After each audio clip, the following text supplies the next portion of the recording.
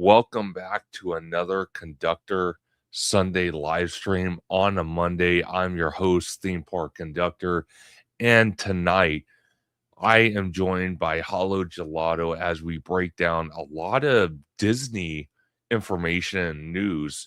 And then we're also going to take a look at the newest version of Halloween Horror Nights speculation map from Hollywood to Orlando.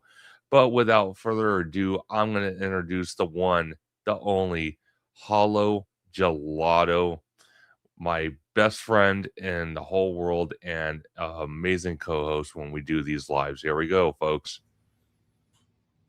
Hey everyone, George the Disney Italiano, Holo Gelato Familia. You can find me actually on YouTube on Holo Gelato, where Abby and I cover all theme parks with Disney, Knott's Berry Farm, Universal, even the cruise line. And also, too, definitely go over to Holo Gelato because Abby and I just did a vlog covering our LA experience, our personal LA experience, by walking through the true footsteps of Walt Disney. We went to a lot of his hangout spots, his final resting place, and even his old studio and house that he bought when he moved to LA. So definitely, it's definitely a look see. So go over to Hollow Gelato and check that out. And you can also find us on Instagram under Hollow Gelato. And a big shout out to Theme Park Conductor. I love doing these live shows with him. Any kind of content, anytime we get to hang out, I absolutely adore Theme Park Conductor, and he's one of my best friends. And honestly, I have such high respect for him and his craft of what he does on the social media platforms and through the content creation. So, absolutely. Yes, and again, George and I, oh my gosh, we have this kinetic energy. It's crazy. Doing that 11-hour live stream we did, which is both on our channels, definitely go check that out. If you have nothing to do, nothing to watch, 11 hours of me and George just going back and forth with the theme parks. That really unlocked a lot of doors for both of us. So definitely go check it out. And everybody in the chat is absolutely amazing. Before we get started with the topics, I just want to say hi to a few people that have gracefully, dedicated some time to watch us tonight. We got John in the house. We got Giant Peter in the house. The wonderful Abigail is in the house, one of our moderators here on Theme Park Conductor. And as George mentioned, a co host to Hollow Gelato. We got Mark McHugh in the house, Lene Ward. We got, I think that's it. But I have to say, with especially now with this group of people that we have in the chat with John and Peter and Mark, Lene, and Abby, this is going to be a very interesting conversation because I had a very interesting one on my solo live on Hollow Gelato, and when Lene and Mark joined, if you don't know, folks, go watch a playback of my last live on Hollow Gelato. That one was, oh my gosh, that was hilarious. oh, by far, I loved it. All right. So the first topic we're going to talk about tonight, this is from the Boardwalk Times. They posted on X. There's a lot of tabs we're going to break down into from X, but it says former Disney CEO Michael Eisner hates the memoir he wrote. In hindsight, I don't know. I shouldn't have done it, and I shouldn't have done it that early. George, can you enlighten everybody what the statement from Boardwalk Times is referencing? Yeah, so basically what this is that recently Michael Eisner did an interview and everything, and he's starting to kind of come out, and now with everything that of the Walt Disney Company announcing, for Josh Tomorrow, becoming the CEO of the Walt Disney Company, succeeding over Bob Iger. Eisner's kind of going back through his history as CEO, and with this statement in particular, he had written a book, through his time of, his memoir of his life, being the CEO and what have you. And he's not regretting writing the book, but he's regretting the time frame that he did. He feels like that he did it too soon. That he wished that he would have waited a bit, for him to be more seasoned, with everything that he would want to share. Um, that the book would be, I'm not saying that the book that he wrote was inaccurate, but I think it would be more accurate today for the knowledge that he knows now, that if he would have waited. Yes, and that's something that I definitely want to, and I know it's been out in bookstores and online for quite some time, but I definitely want to get his book and kind of read his book and see where that breaks down. But it's interesting that we're seeing this type of content coming from Michael Eisner because there's a YouTube um, big kind of interviewer I just followed. And later on, maybe this week or next week, we're going to do a full reaction, me and George, on Theme Park Conductor, where we're going to play the entire interview. And Michael Eisner talks about, his life after Disney, what he thinks about Disney. We actually have two clips from that interview we're going to play tonight that kind of ties into everything we're talking about.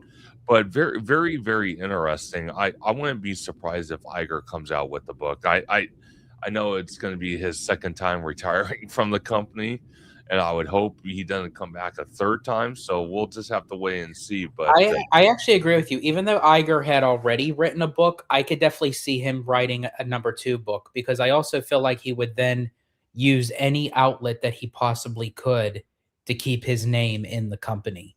So even though he wouldn't be CEO anymore, I feel like that he would use a lot of other outlets, um, in doing so, to keep his name in the brand. I'm very curious to see now how they present, um, the Walt Disney Magical Life show, because once March 18th comes, they would then have to say they'd probably still keep Iger, because I know for a fact with him still being in the company, he would have a problem with them removing him right away. So they'll say the former yeah, CEO and chief creative officer. So they'll just add former to that. Then once December 31st comes and he's completely out, they can still keep him for a little bit and say former, or maybe Josh would take over for the narration and they just swap it out. that would be definitely very interesting. Or the third option, which I know people aren't thrilled about, they could just let Iger have that attraction with the overlay and just leave it alone. Again, I'm not standing up for Iger because there has been some questionable things he's done.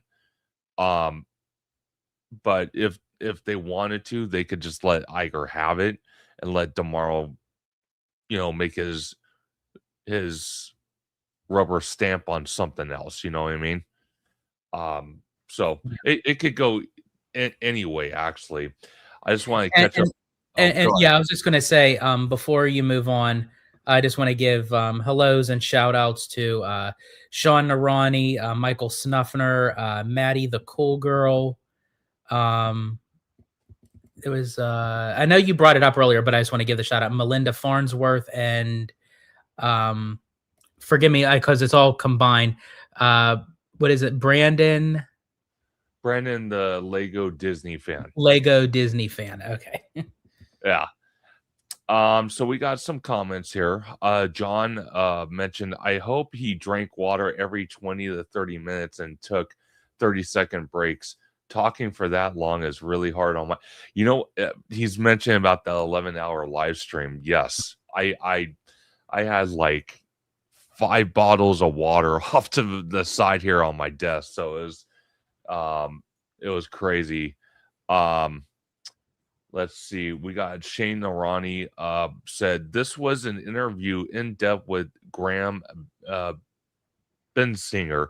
It's an hour and a half interview. It is really good. So Shane Narani, like I said, me and George are going to do a reaction video. It's not going to be a live, but it's going to be a reaction video to that full interview, and it will be on it'll be available for members for the first 2 days, and then after that it will become public. So just to let everybody know on that. We got Maddie the Cool Girl, we got Mark McHugh. George said number two. Number two, that's funny. John also said Eisner didn't cheap out on rides when the funds were available. I do agree with that, but when the funds weren't available, we saw cheapening I out. I can see it both ways. So, John, Yeah. yes, I do agree with you to an extent, just like Conductor. But also, if we go back during the time of the Disney decade, um, as a whole, yes, Eisner kind of kept his promise of the Disney decade, where 10 years of adding stuff new, but there was a lot of cost cutting to that, and a big part of that of the Disney decade was building Animal Kingdom. And Yes. when they built Animal Kingdom, we were supposed to get Beastly Kingdom, that was supposed to have an e-ticket dragon attraction. I think an attraction with unicorns, centaurs, and anything mythical.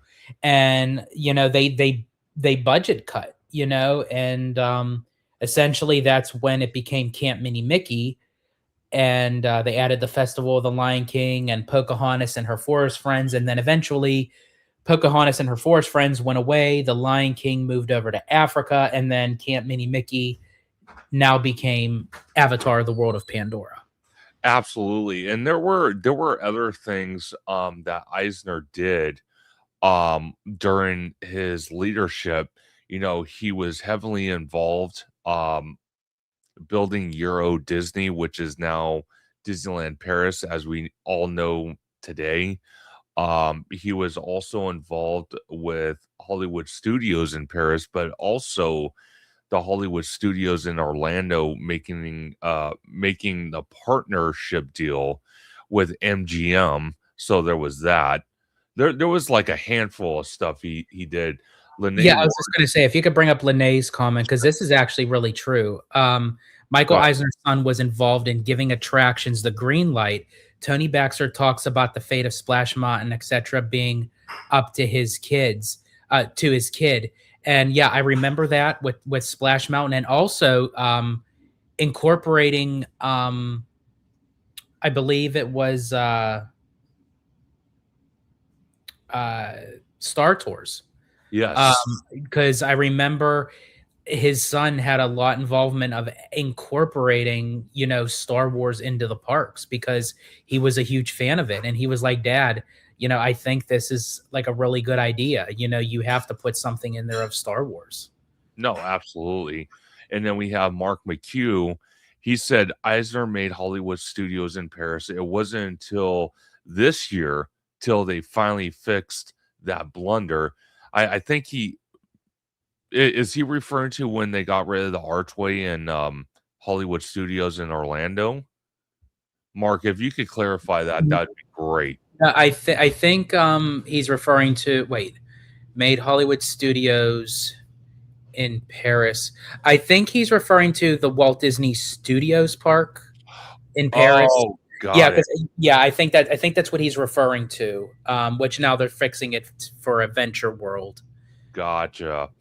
And then we got Brandon, the Lego Disney fan. He mentioned at John, he was mostly silent on the studio tour tram, and of course, we ate at some portions.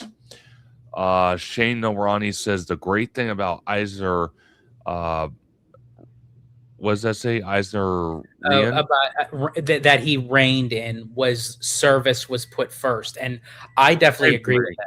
Oh, I def honestly, when it was under Eisner's belt, the impeccable service down to the minuscule of sure. detail was there. Well, see, that's one thing I liked about Eisner as well. He was a lot like Josh tomorrow. He threw on his Disney clothes and he was walking around talking to guests and just kind of just hanging out, being the vibes guy. So I really they He were great put getting his what he did was Eisner was a very interesting kind of CEO because he put his handprints in almost everything, whether it was big or small. absolutely. Like with Iger, you only really seen him come out of the woodwork when it had something substantial to say. Sure. Where No, Eisner would come on every weekend for the Disney Channel to present a movie on the Wonderful World of Disney, where he I would go, love it. "Hi, I'm Michael Eisner, CEO of the Walt Disney Company." He would be like the master of ceremonies, whether it was something very small or very big. He had his handprints in. 100%. And then Billy rides CA. Billy, I don't think I've seen you in the live stream, so welcome in. He says Eisner was better for WDW. Iger, I think, was more fair to all parks again and invested. Do you see it that way? Um, well, first off, I have to say, Billy, welcome in. Billy Rides actually came on my live Oh, the very other nice. night. So yeah, so great to see you back, Billy. And let's see, Eisner was better for Walt Disney World. Iger, I think, was more fair to all the parks getting invested. I think to a degree, I think I can see where you're going with that because it's not that Eisner didn't try. I feel like Eisner kind of backed out once Euro Disney, which is now Disneyland Paris, like was a complete blunder, as Mark McHugh put it. And I think that kind of shied him away where he was focused on Disney World. And I do agree with you, Billy. I even think he was even a little bit more keen on Walt Disney World than Disneyland, to be honest with you. Even though that he would walk the park of Disneyland, it's almost like he didn't want to like touch Disneyland for some reason, but he was very heavily invested in Walt Disney World. Well, yeah, 100% because we saw cutbacks. I'm not gonna lie, during Eisner's leadership with Tomorrowland, with the People Mover, then we have with DCA what it is today with the starting off with the 1.0 version, which originally we were supposed to get Westcott, and that didn't happen. So there were some things Eisner kind of cheaped out on and didn't do that we were kind of hoping. So again, each CEO that runs a company, they leave a mark on the company. Most of the time it's positive, but they do have their, critiques here and there. And I want to give a big shout out to Chris West for the $1.99 super chat. Always great to see Chris West. I'm going to bring up one more comment before we get back to our topics. We got Brandon, the Lego Disney fan. He mentioned once Euro Disney initially failed, a lot of cutbacks happened at the domestic parks, even changing Westcott, like I was just mentioning, to Disney's California Adventure on a shoestring budget. And we did see a shoestring budget a lot because the 1.0 version was I rather have preferred Westcott, and as Mark McHugh calls it, Westcon. WestCon. Westcon. I love it. So going back to this X post, this is a new sipper that George brought to my attention, and I'm going to be honest with you, folks. Um, there are many things I can say that's wrong with this picture on this sipper here. It kind of looks weird, but I'm going to hold back my opinion. George, what do you think we're looking at here? Well, I think honestly, if you're going to hold back your opinion, if anyone knows me, I won't. So, what what this kind of looks like to me is one of two things. Either the roles reversed and it looks like Max is going to give Goofy a spanking, or Max is about to play rock paper scissors with Goofy's butt.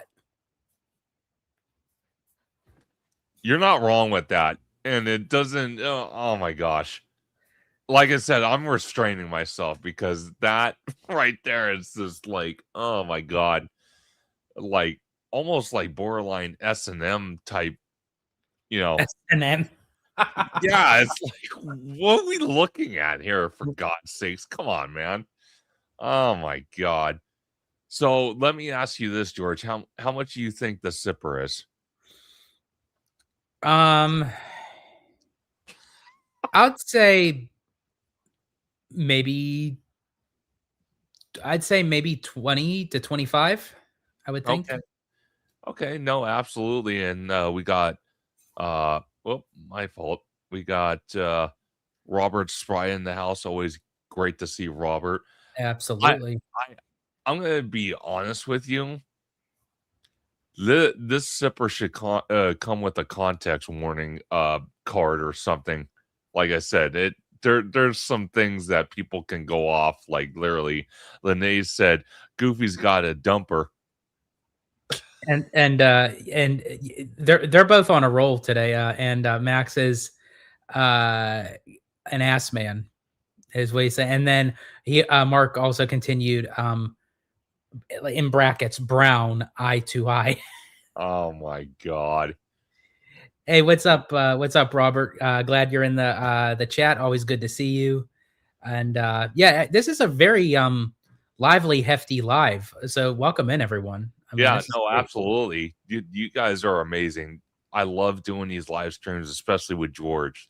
After doing that 11-hour live stream, that was legendary. Let's go to this post Really, first. really quick. This is completely off the subject. I don't know why this came into my head, but John Make It Rain said plastic isn't cheap, which is really true. But I don't know why when the saying plastic isn't cheap, it reminded me of the song from Team America World Police. It's the Oh, movie by the 100%. creators of South Park. It goes, freedom isn't free. It costs folks like you and me. Oh And if Lord. you don't put in your bucko 5, who will? Oh my God. See, this is what I mean. This is what I gotta live with for 2 weeks in Florida. God help me. I'm just kidding.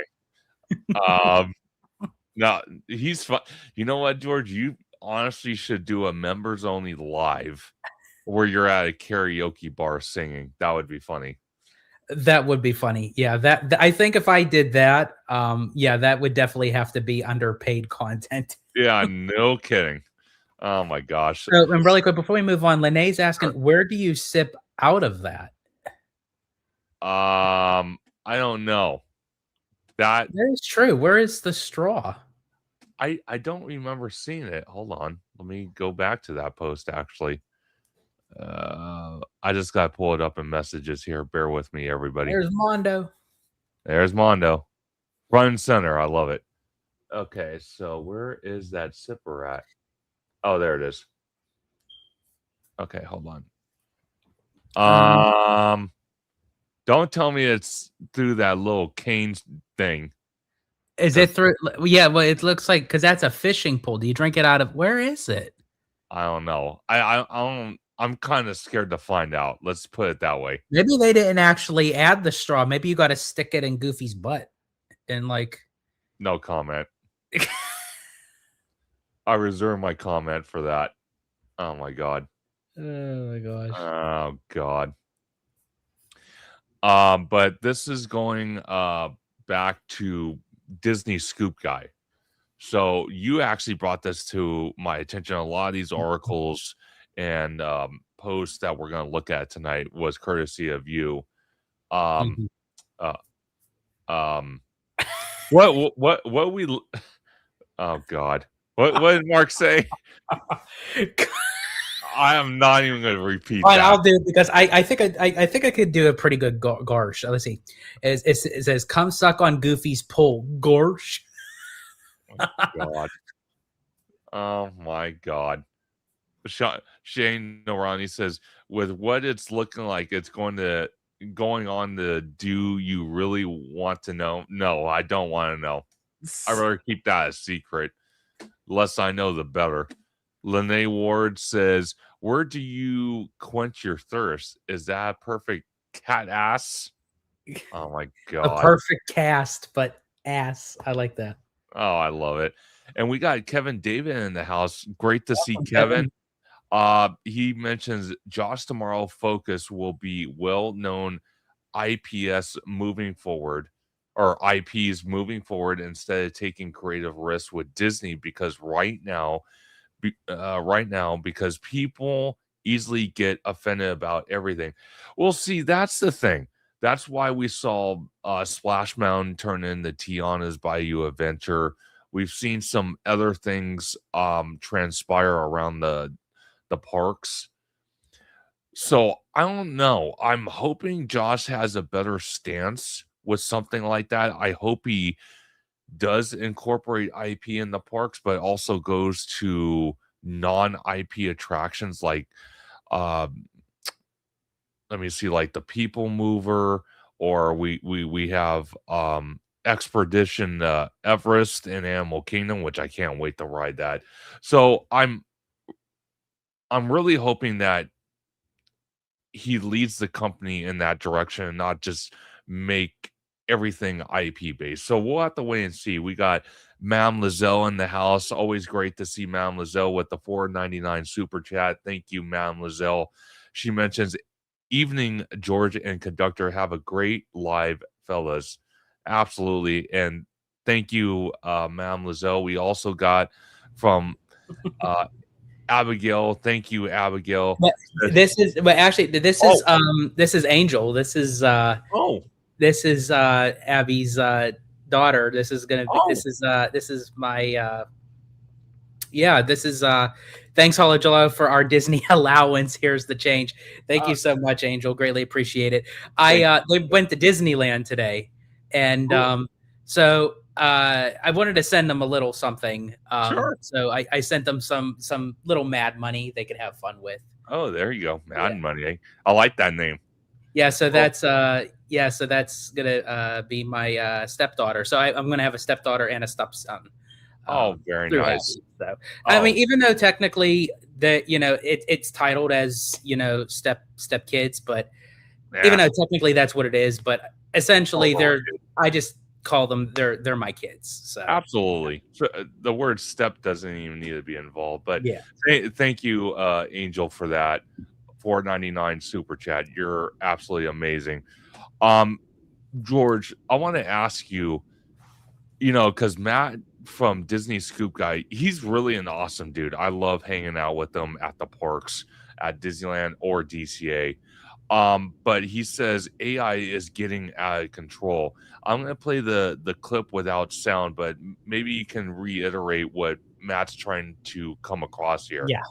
Go ahead. So when you watch this, it starts out as the normal scene of the stampede scene where Scar throws Mufasa off the cliff. But as you can see, using AI, it's giving you that what if factor. If Scar kind of changed his tune about his brother and he ended up saving him, and it shows that all three of them, and they title it the Lion Kings, and it's like, and I get it. It's just like a little play on thing of like what AI can do, but essentially this could be very bad, very dangerous in the sense of like how much usage AI, could be used, and this is what I think Disney has to be careful when they're going to utilize AI itself and basically um, give out their characters to AI. Now, obviously, Disney didn't do this,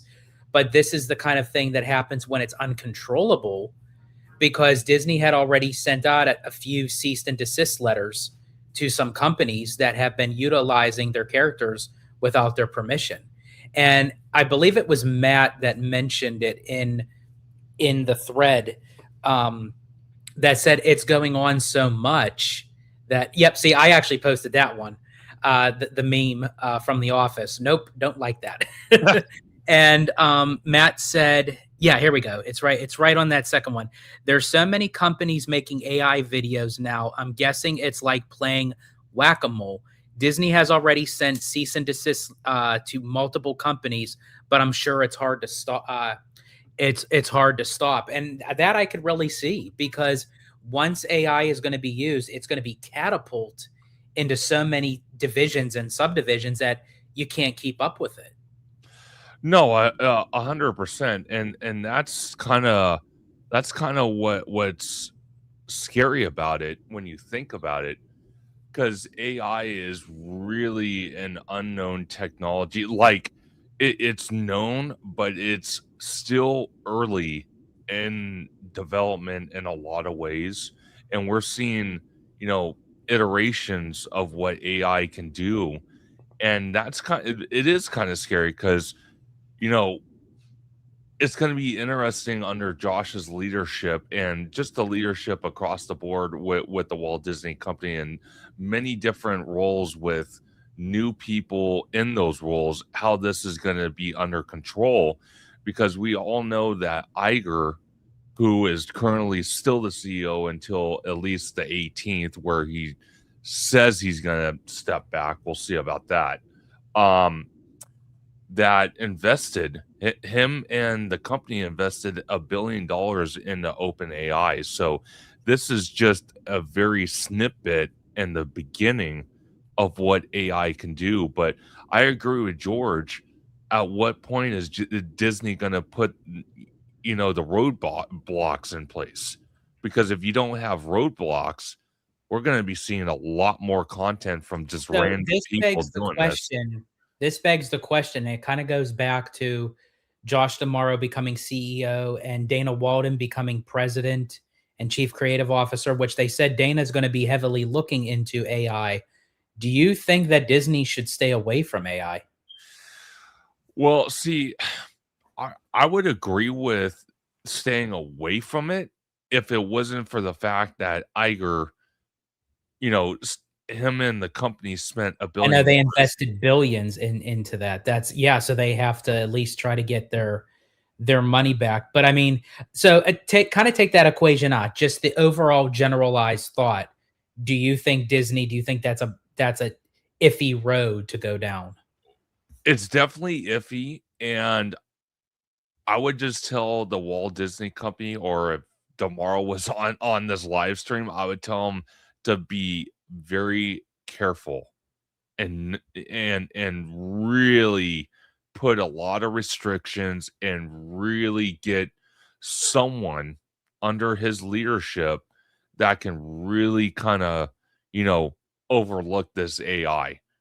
You know what I mean? To be extremely cautious because as we're seeing it right now with the Lion King, one of the absolute classic animations from the early days of uh the Walt Disney Studios, things can get out of control. So I would just urge tomorrow to be careful with it since they're already heavily invested with it and not to let it get out of control.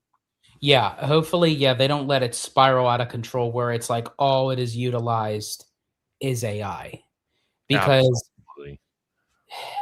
when the term is called like when man creates AI, but essentially it's almost like a replacement, really, because when you start using AI, it then replace actors, it replace people, it replace jobs, and it's like we're already in a society where everyone is hurting financially, stability to earn a living, earn an income. So with AI in the mix of it and moving forward, that it's just going to keep getting greater and keep growing. It's like it's scary, really, when you think of it. It definitely is. It definitely is. Um, you know what? You know what? We'll talk about this now. So there was a post. I also have the article, so I'm going to read through the article as well. But this was from Judy Winslow, and Mondo commented on it.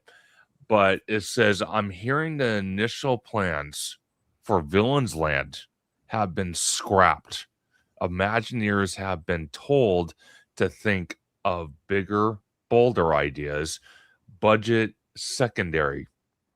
Not sure if this is new players, new game, RE Josh as CEO. So I'm going to say this And because just really quick before you say that, hold your thought. And that message was written by Len Testa. Len Testa, yes. No, absolutely. Um, one thing I want to say about this is because we even said it with Oogie Boogie Bash. Okay. Oogie Boogie Bash takes place at DCA every year. And I've talked about it with George, I've talked about it with others. I kind of felt, a Halloween after dark event like that. First of all, it's always the same, very minor changes. First of all, second of all, it's not edgy enough. It's very family oriented, which is not a problem. But during the Halloween time, that's when it's kind of that spooky season. You want to be scared and all that. So a lot of the villains that are going to be incorporated into this land at Magic Kingdom, we see them do meet and greets at Oogie Boogie Bash. But again, when it's going against Halloween Horror Nights, it's going against Fright Fest at Six Flags, it's going against Not Scary Farm. Even SeaWorld's getting into the game a little bit with their Halloween event. Um, it begs the question, is this something that Josh tomorrow, as the CEO, is really gonna leave his legacy on, one of many things, if this becomes true? Now, again, I want to make this very clear. Lentesta, big shout out for putting out the statement. But if it is true, could this be one of the legacy moves that Josh tomorrow does? George, I'm going to let you take it away. Yeah, I think this is very interesting. Now, we still have to take this with a grain of salt because Disney hasn't confirmed nor denied, this claim. However, Len Testa is very um, well known out there with information, and a lot of it is usually spot on. And after that, a lot of other news outlets in the Disney community, for which Conductor has one of them with the article from Deservations. Um, they wrote an article on it where they're talking about the same thing. I think honestly that is a great start for Josh because if we all wanted a villain's land first off for how many decades? They teased us about it at D23 in 2022 and then they made the official announcement 2 years ago at the last D23 where the whole arena erupted. They actually saved this as the last piece of news that caught us all by surprise. But what I love what they did was they just gave us what you could see in front of you now, a vague concept piece of concept art that doesn't really say too much. And a lot of people complain to say, "Oh, well, how come it's, we didn't get no information and what have you." This is why in this instant, I'm glad we didn't get a whole lot of information up front because if we did, then we would be going back and saying, "Oh, Disney is feeding us lies about what they planned to do," and then they end up changing it. So, whatever they initially had planned for Villains Land, I'm for sure was great. But if this is true and this is the case, and Josh, under his name says, you know what, we got to go even bigger. We got to go grander. We got to be greater. I'm all for it. That makes me even more excited because if this is the piece of concept art, even though, again, with a grain of salt, you can't go by the concept art, but if this is what the concept art was prior, and they're saying to go bigger and better and greater over this, that has me really excited for villains. Oh, 100%. Because the Disney villains is like what Universal is with the monsters. So they can really hit a home run out of the park with this. And I would love nothing more to see it. And one thing I will tell you about this Villains Land before I read this article to everybody is the mere fact that they can really make this a spooky land at Magic Kingdom during the Halloween season, like after dark events out there, which I've never done an after dark event at Walt Disney World. I'm hoping to do one with George in the coming years. As you know, we're less than 2 weeks away, or just about 2 weeks before me and George and Tommy Toon World make our way out to Orlando for 2 weeks. Um, I would like to see this land become very, very scary and spooky and edgier during the Halloween season. Do you think that's possible for an That could after be dark event? that could be what they're referring to. Maybe it's too watered down, diluted in a sense, and maybe they want to make it more edgy, more spooky, more scary. Maybe not like over the top, but maybe just give it a little bit more edge for that Sure. land. And I know a lot of people would disagree and say, well, it's in a castle park, it's in Magic Kingdom, it's in one of the biggest theme parks. Well, the biggest theme park. It's still number one for how many years? But wouldn't that entice you to do something ambitious like that even more? That if you're going to put this in the number one theme park in the world, you would want to go big. You know, Yeah, you'd want to do something spectacular. 100%. So this is an article again, like George mentioned, from Deservations. It was written by Joshua on February the 16th. So I'm gonna go to this point right here. It says we don't typically treat web form comments as news, but in this case, we will make an exception. Len doesn't do clickbait. We pay attention when he posts. So, what could this mean for Magic Kingdom's villains? That's where this article will be light on details. That's because Disney has been light on details, which absolutely makes sense. Again, this is their bread And and that's what butter. I'm glad. I'm glad that they're light on details. I only want them to be heavy on details when they have a concrete vision of what they're giving us. Because when they don't, and they just throw something at us and we get all excited, and then by the time we go from point A to point B to point C to point D, that the finished product is nothing like the original concept. And that's why I always say, don't get married to the concept art. Absolutely. So it says what Disney has officially told us. Josh D'Amaro, currently Disney's Experiences head and future CEO, originally announced that the project at the 2024 D23 Expo, which George was front and center for that. He teased that the land would include two major attractions, dining and shopping, an incredibly twisted grand scale. A few months ago, or a few months later, Damaro revealed the villains coming to Magic Kingdom at D23 event in Brazil. He also shared a light backstory for the area, saying that a mysterious spell has been cast summoning villains from every realm in this land. Heroes don't come to save the day, and there may not be the happily ever after. At Destination D23, we learned that the legendary animator Andreas DJ is consulting, pointing So, Imagineers. Andreas Deja. Andreas Deja, thank you, Mhm. consulting, pointing Imagineers towards the studio's animation heavyweight baddies like Gaston, Jafar, and Scar from Inspiration. Yeah, so I was really excited to the fact that they brought Andreas on because yes, in the 90s in the Disney Renaissance era for the films, he was literally he created the overall aesthetics and the look and the personality of those Disney villains. He he was the lead supervising animator for Gaston and Beauty and the Beast, for Jafar and Aladdin, and Scar and The Lion King. No, absolutely.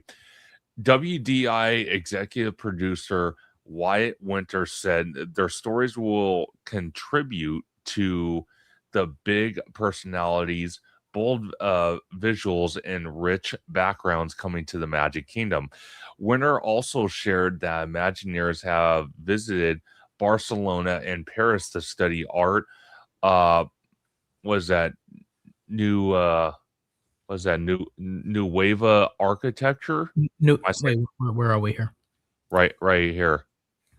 Oh, Uh, no, Novo architecture, I think. Nova. No. Okay.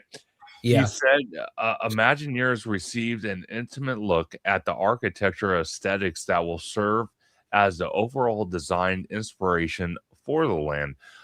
All of that is the classic Disney slow play reveal. Heavy on vibes, light on the rides will do this. The stuff we know. A recent wastewater permit revealed the layouts for the villains themed land in Piston Peak. The former includes two large show buildings, while the diagrams are newsworthy and created plenty of social media discussion. They are simply utility footprints and not blueprints for the land. They reveal where some of the plumbing goes, not how magnificent will turn into a dragon. So I do want to say before I keep reading, there was a video from Jack from DSNY. Big shout out to Jack. He actually did a layout of what Villains Land is going to look like in a way, and how stuff is going to be laid out according to what how he sees it. So definitely go check out that video from Jack from DSNY. It says absolutely. continuing. And before you continue on, I just want to say a couple things to the things that you had mentioned. When they were going over to Europe and everything and looking at architectural style, for the land and what have you, that very well still can be implemented into the land. But I'm wondering if that's one of the aspects that will be changing. That you're going to give us a big, ambitious land, and you're kind of like doing this. I hate to say it, like these field. Don't get me wrong. I love when the Imagineers go on the field trips. So I'm not saying that, Sure. but unnecessary field trips. Sort of like how many times that they went for down to New Orleans for Tiana's Bayou Adventure. You Yeah. know, that like those kind of, I don't really think that they needed to really go to Europe for that, to be honest with you. I would have thought, take it from the playbook and go back to the actual animated movies and Sure. see how rigid the lands are. Look at Sleeping Beauty for Maleficent's Forbidden Mountain. Go look at the Cave of Wonders in Aladdin. Like go into those areas. Like you don't need to like spend all the money to go out to Europe to look at something that's already existing in the real world. Give us something out of worldly that we're stepping into the pages of the villains. Absolutely. Continuing on the article, it says, so if Imagineers have indeed been told to swing for the fences, it doesn't necessarily mean the layouts will change, but the concepts inside them can still evolve. The new CEO angle.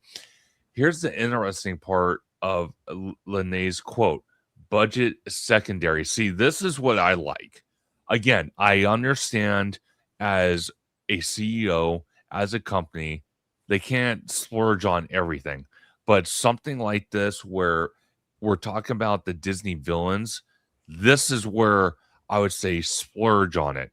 Let's, Yeah, see, the this how is much something, budget? yeah. This really honestly, when you're dealing with the villains and knowing the demand for this, they should Yes, really think like OLC and Abu Dhabi and like yes, just go all if most of the budget had to go for that, so be it, and then you could always make the rest up as you go along.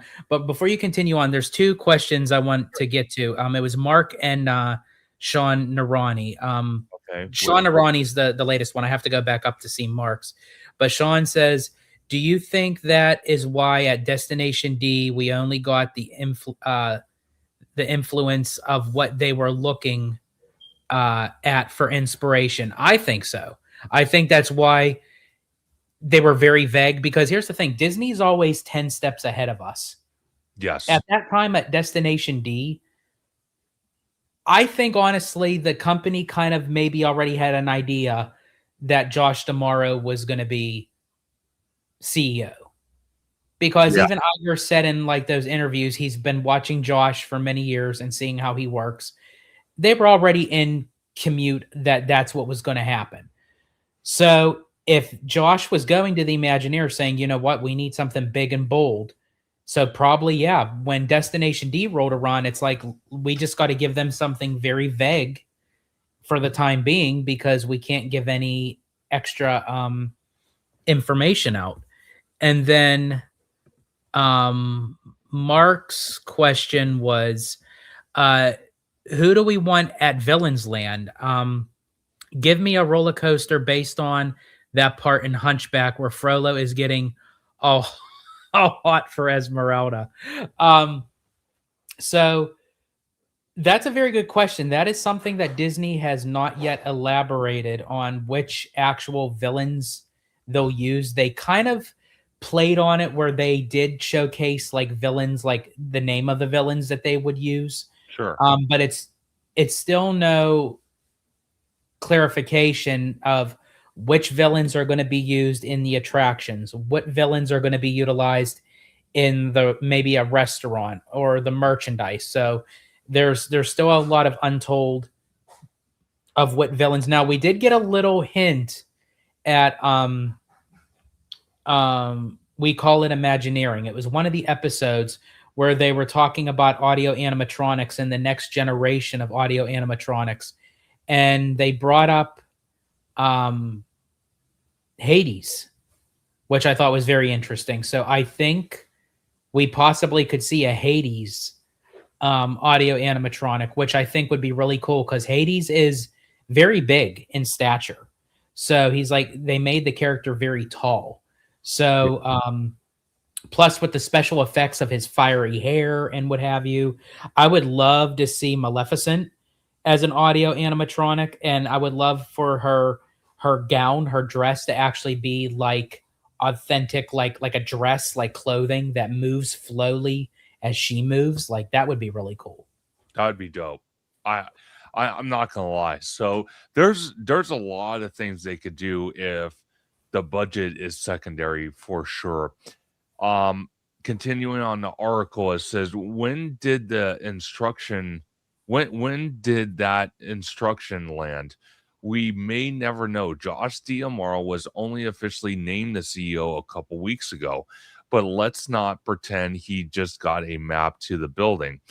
As chairman of the Disney Experiences, it would have had fingerprints all over this project long before any emails went out.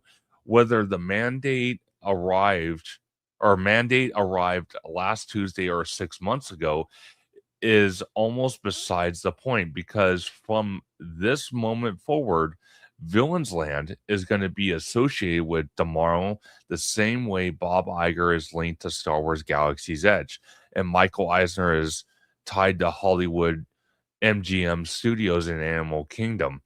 And while Iger and Eisner contributions were groundbreaking and uh, vital to Disney, villains are in a different league. Villains are Walt Disney's. It also says this land has to hit, not in a big way, in a mind boggling way. It has to overwhelm. So if the rumor is accurate and if Demaro is the one pushing the throttle forward, I am all in. It says the new boss understands the assignment. Beginning your tenure by walking into Imaginary and saying "make it bigger" is one of the heck of an introduction. So I'm going to say this to kind of reiterate that because I know a lot of people were scared and concerned when Demaro got named CEO because a lot of people were saying many things. Oh, well, he's a parks guy. He doesn't really know the knowledge of the studio aspect. Then there were other things about the open AI. There was all sorts of things. But we have to remember two things that Josh is good at. One, he knows how to take care of the parks. So when If this becomes true, where they are claiming that budget's going to be secondary and to go bigger on villains, and this is tomorrow's angle on this and probably future projects for both Walt Disney World and hopefully Disneyland with Disneyland Forward. um, I have to tell you, I was actually pretty excited that Tomorrow got named CEO because we haven't had a CEO for the Walt Disney Company that was actually a parks guy since Walt Disney himself. So all the other CEOs we've had, Eisner, Iger, and then I forgot the other ones before Eisner, but they've all been studio people. So it's kind of nice to see what a parks guy is going to lead the company. And we kind of have a suspicion, me and George have talked about this, where hopefully, but obviously there's other areas of the company, but hopefully the parks are a priority. And I'm And not I do meaning have to that, say too, they did try this once before with a parks person becoming CEO, and that was with Chapek. But yeah, here's the thing. But here's the thing, and I'm sorry, I really don't mean to be rude when I say this directed to Chapek. I never really took him as a parks guy. I never did. When they sure. moved him to parks, I'm like, why? Yeah, He was always a numbers guy. He was in consumer products. yes. He never really knew how to adjust to the park. So when they said, "Oh yeah, he's going to become CEO," I'm thinking, "Oh dear God, like how is this going to turn out?" And Yeah, sure enough, my concern ended up becoming a reality. So the 100%. fact that now I do agree with you, conductor. I think now this is legit the first parks guy. Um, Absolutely. because as I said, for me, Chapek was never a parks guy. No, He always will be consumer products to me. yeah, and Eisner, for him being a parks guy, he so to clarify that statement, Eisner liked being at Disneyland and showing his face around But and hanging business out with the wise, he crowd. was a studio. He came from Paramount. Yes, he came from Paramount, exactly, and Iger came from, Oh, ABC.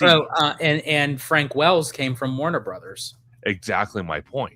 So we have Tomorrow that literally his whole career has basically been parks in a way. So that's kind of where I'm pivoting to. And again, Chapek, I don't want to beat the guy even more when he's already down, but he again, like George mentioned, he was consumer projects or products, and he was a number cruncher, and that's not uh, personally for me during COVID. I don't know if that was planned or not to have him, thrown in there to kind of save money I when think so. I think yeah, honestly they used him as the scapegoat yeah, because they knew he was a numbers guy yeah. and they needed someone to fall back on. And Chapek was so easy as a target for fans to dislike because no one really cared for him when he was in parks. So they're like, you know what? He's going to be our fall guy. That's No, that's exactly what they used him for. no, 100%. But I will say, Oh, go ahead. Chapek will forever be ingrained in the Disney parks because he will be showcased as the inspiration for King Thanos in Infinity Defense. So Yeah, that's literally the only thing. Oh, well, the if you wanna go both sides of the coin here and not just speak positive, but also negative, the reservation system, which everybody hates. yeah, I feel with the reservation system though, I feel like wasn't just Chapek. I feel It like that wasn't. was a company-wide decision because I feel like Disney even admitted the fact that they were going to eventually go down that route and Yeah, COVID just pushed it up.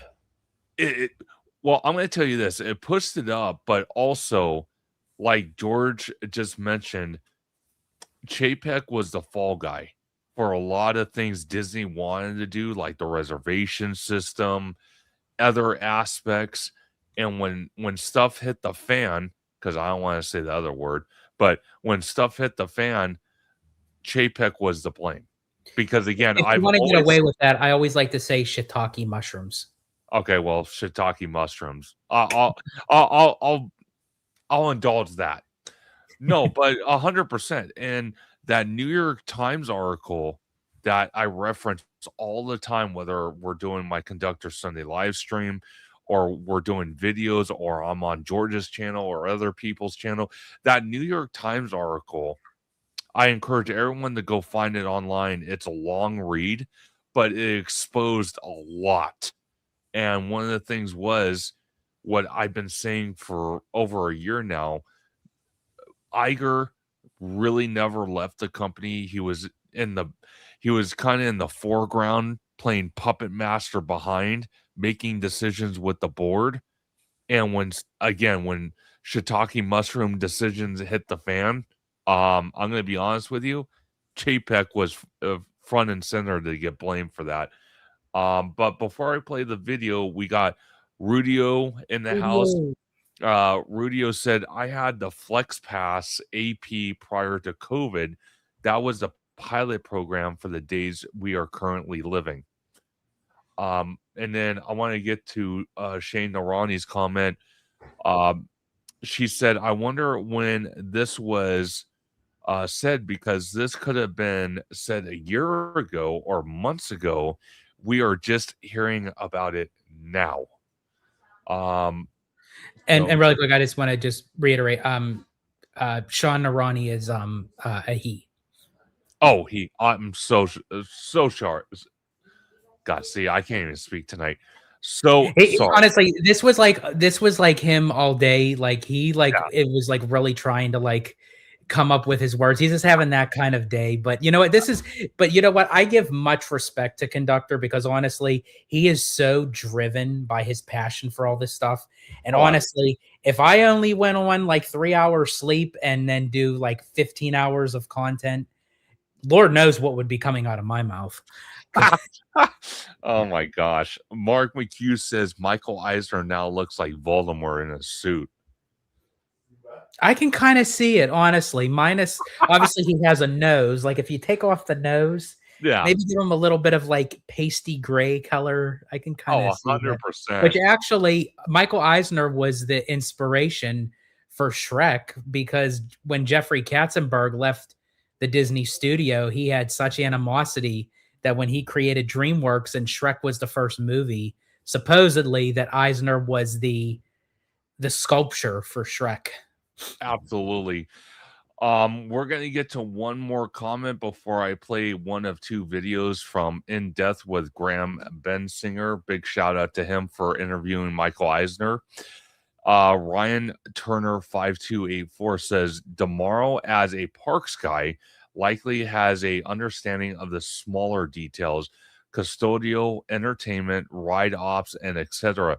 Chapek puts a store into the Main Street Cinema because of his background. Oh, sorry, and Peter corrected me. Sorry, not Shrek. Lord Farquaad from Shrek. Excuse me. Gotcha. So, do you have any comment to this statement from Ryan? But Ryan, welcome in. Sorry, I didn't get a chance to say welcome in.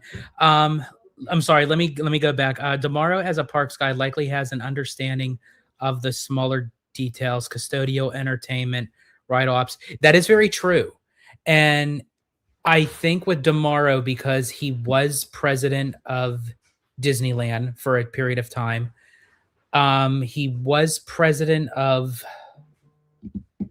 It was one of the Walt Disney World parks, and I'm trying to remember which one. I can't remember if it was Animal Kingdom. Might have been Animal Kingdom, but yeah, when you are president, you have to deal with a lot more of the smaller details. Sure. You know, sometimes small things could come in bigger packages. You know. No, absolutely, and I completely agree. And again, before I play this video, And to Ryan's thing, so sorry, at the very end, yeah, when they put a store in the Main Street Cinema, that was all JPEG because that was all consumer products and everything. And I know they did that just for a limited time, Sure. when the park started reopening and everything. But like, yeah, that was all JPEG. Absolutely. And I want to give a big shout out to Graham Bensinger.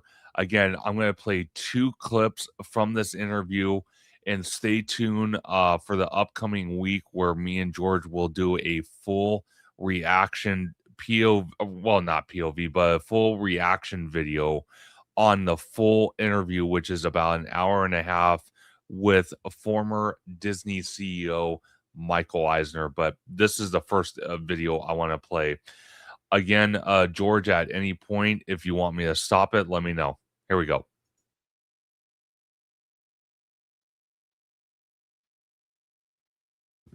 I don't hear any voice. Okay, hold on. My fault. Hold on. Time out. Time out. Time out. Let me see. If I really wanted to be mean, I would have just let the whole thing run, and then you Yeah. would have came back and asked me a question about it. I'd be like, I don't know, I didn't hear it. Oh, that's true. But Let, I'm not that mean. I would never do that. no. Let me know if you can hear it. Give me a thumbs up. Okay. Okay. Here we go. Always rewarded in the entertainment business. How so? Well, I am not patient, so it's something you have to learn. And we do a show called BoJack Horseman. A big hit, great show. Somebody said to me, there's a person that works on a writer's room at a CBS mediocre show. We met him down the hall, and he told my associate his 3 ideas. And I said to him, you got 2 minutes. Which one of those 3 do you want me to hear? And he told me about BoJack Horseman. I'm the only one of the people here thought it was great. So then we decided we would make it ourselves. And we made a 12-minute version of it. And luckily, there was one guy, because everybody else passed, one guy at Netflix that loved it. And it got ordered. And it's become probably their best reviewed show. So patience, which is your question, if we didn't have patience, which I don't have, which I forced myself to have, nothing would ever happen. Because all it takes, if you have 10 people in a room and one person is negative at a buyer, it fails. When I was a buyer, I'd like to think that I wasn't that way. If somebody came in with an idea I liked, this is before streaming, I'd just say yes. And there were only 3 networks or 4 networks. So I had, I just said yes to, 15 different shows, which is why I succeeded, because I was lucky I picked the right ones. Bob Iger once said, you said, micromanaging is underrated. How so? Well, I was criticized for being a micromanager, and I would say, well, why hire me? And you can't micromanage when you have 100,000 employees. That's ridiculous. But I was a micromanager in the sense that everything that had to do with taste, whether it was a theme park ride or a new theme park, or the schedule at ABC, or architecture particularly, the CEO should be a micromanager. But you can't really be a micromanager. You have to pick your spots. Your longtime friend, Barry Diller, he once said about you, he's paranoid. Michael is very suspicious of motives. What do you think the genesis is of that? Well, it's very competitive in the executive world. And he said to me, this is where it comes from. He said to me, after Charlie Bluhdorn, who was the chairman of Gulf and Western, who we all loved, was replaced by Marty Davis. When Marty died, and I heard it, I called Barry. He was in his car, and Barry's comment was, I hope it was painful. So nobody liked this guy. And Barry said to me one day that Marty wanted me fired. And I said, well, that's not possible. We have 5 shows in the top 10. We've been the #1 movie studio for 7 years. So I just want to reiterate something, because I've been watching everybody comment when I'm playing this. He does look good for 83. I'm not gonna lie. He's all there, and I love it. you know, obviously I was a very, very young toddler when he was running the Walt Disney Company as CEO, but my God, I don't know. I'm starting to like Eisner better than Iger. I don't know why. I kind of here's the thing. It's not that I even really disliked Iger. You know, obviously he's been Either. there for many years. He's done great things, but he also has done not so great things. And the Yeah, same thing with Eisner. But sure. when it comes to the level of understanding us as, and I'm not going to use the term fans because I'm with theme park conductor. I'm going to use his term, investors. I feel like Eisner had a better understanding and approach to giving the fans what they want. Absolutely. No, 100%. And You you're guys, right, he does look really good at 83. It I can't fathom, like, in my mind, like, when anyone says Michael Eisner that he's 83, because anytime that I think of him, I go back to that how he was in the 90s and what have you, you know. And Kev on the go, welcome in. And yeah, he was actually hated. He was. And I think when Iger came in, I think a lot of those people retracted their thoughts, because it really is true. A lot of times you can't stand somebody and then someone you think the grass is greener on the other side, And it's and not. then you're like, oh shoot, like we were complaining about this person and it just became like much worse, you know. 100%.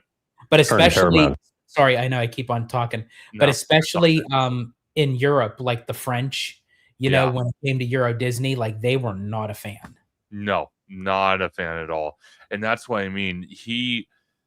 His baby was Euro Disney, which we all know as of today, Disneyland Paris. That was his rubber stamp, his legacy, and a lot of money went into Euro Disney, which kind of defaulted on projects for not just Disneyland and the second park, which originally was supposed to be Westcott and turned into DCA 1.0.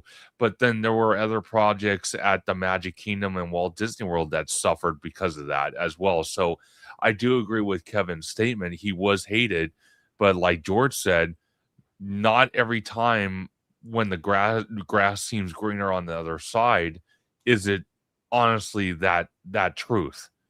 It might be duller than you think. Around. We were doing well.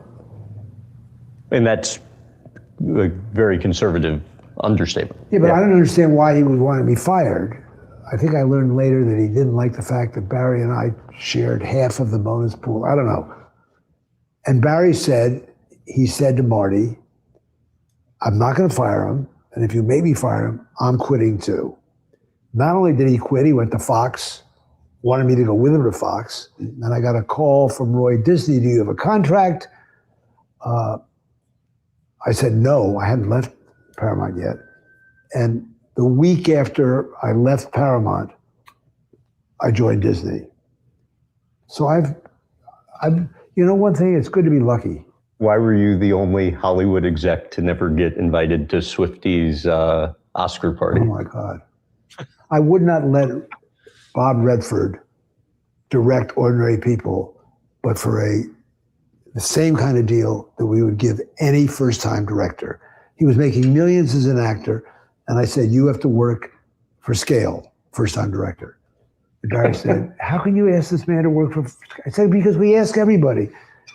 But on Swifty, so he had a book, maybe it was Rich Man, Poor Man, I can't what the book was. And then I found out he was going to be the producer. And I thought that was a conflict of interest. And I said, no, you're either the agent or you're the producer. You can't be both.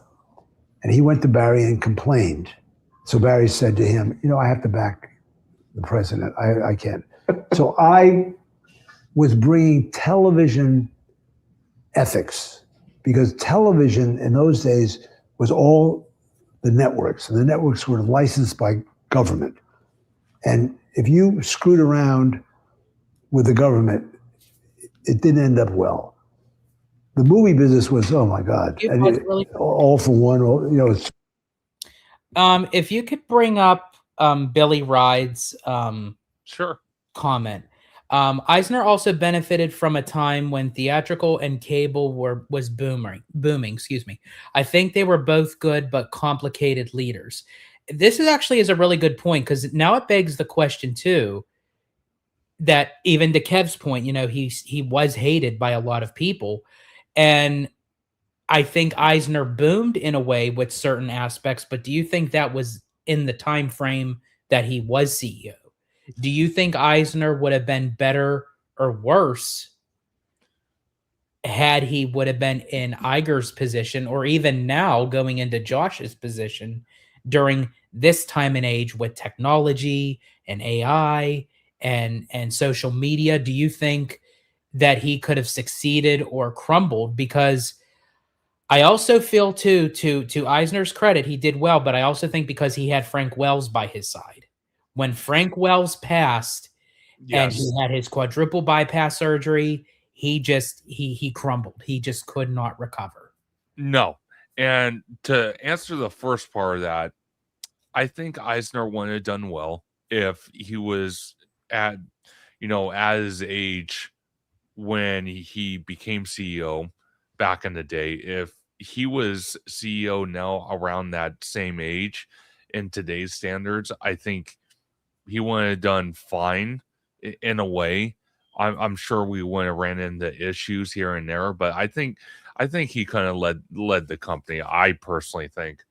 But to the second part of that, with Frank Wells passing away, yeah, when Frank Wells and Eisner were together, they were dynamite with leading the company. But when Frank Wells passed, sadly, that's when just things went downhill, and Eisner couldn't. He well, emotionally he couldn't recover, and because he couldn't recover emotionally because of the friendship and the partnership he had with Frank Wells, um, everything suffered. Everything suffered. Now, going back to the original comment real quick, because since linear is dying out and streaming is what it is today, I think that might be where Eisner might have some issues, because he did really well with cable. I'm not gonna lie, with the Disney Channel and all that stuff. But now that it's all streaming, and streaming was not really a thing at all during his leadership. So again, I state that there might be some issues. But overall, I think he could handle it for sure. So And that's why I have good hope with Demaro and Walden, because now that they're kind of tackling it together, maybe not as co-CEOs sure, or dual CEOs, but CEO and president and chief creative officer. That's pretty darn dang close. absolutely, 100%. Just wild. And Barry and I were the first television people ever to go into the movie business. It was then followed by Warner Brothers and everybody else. We were the first. And we got there early in the morning. We worked hard. We wore a suit. We didn't play cards through lunch. And I wouldn't do deals that had conflicts in them. How about the lengths to which you went to at summer camp when Larry Gordon was walking Well, he towards and I you? have a different version of this. I supported him for decades. And when he asked me to direct a film, I thought that was a great idea, because I think he's talented. I'm actually doing a show now with him, so we've made up. But I said to him, you have to work for scale. Bob Redford worked for scale. You have to work for scale. Instead of which, he went and made a deal at Universal. So I took all of his furniture and put it out on Melrose Avenue and threw him off the lot. And then he went to a judge and sued us and won. So for the next 2 years, he was still back on the lot. And my wife wrote a television series with his wife. My kids went to school with his kids. They went to camp with his kids. And he kept trying to make up, and I wouldn't make up. I was too upset. And So that's the first video that I'm gonna play here. So let me exit this out. I want to get to a couple comments before I play the second video. Ma'am Lizelle, she mentioned their successes and failures were part of that reality, and each served their role when they were meant to, contributing to the company. That's what I mean. It was a lot of trial and error back in the day. So there's nothing wrong with that, though. And John said Netflix's business model doesn't work without continuous growth because they don't own any of the warehouses that store their idea.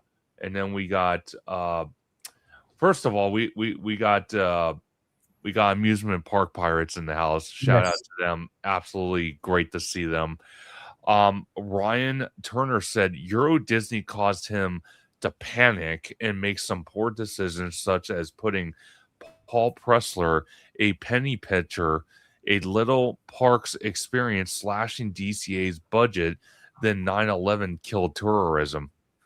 Yeah, there was just a lot of bad timing stuff, and I agree with Ryan. The Paul Pressler era was horrible. I mean, I remember when the parks weren't maintained, light bulb fixtures were broken, garbage cans were overflown.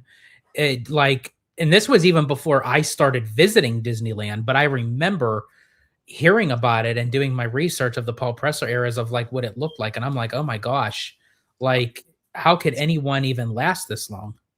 That's what I mean.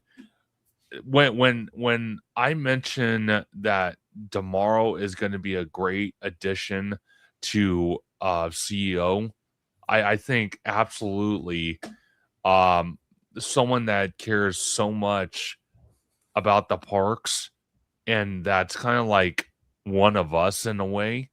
I think the company is only going to benefit from it.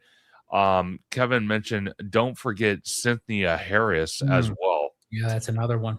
Ma'am Lizelle said, thank you, Billy. Great things came out of these two CEO errors. I'm grateful. No, absolutely. George, you want to add anything before I play the second clip? I will say that, like, despite of like the ups and downs of a roller coaster, no pun intended, that a lot of great things did come out. And I mean, look at it, everything that we've been talking about of the Paul Pressler era, and with COVID and the parks closing for how many days, and going into the 2008 recession and everything, and even back in the 80s when Disney almost got broken up into subdivisions as a hostile takeover before Eisner and Wells stepped in.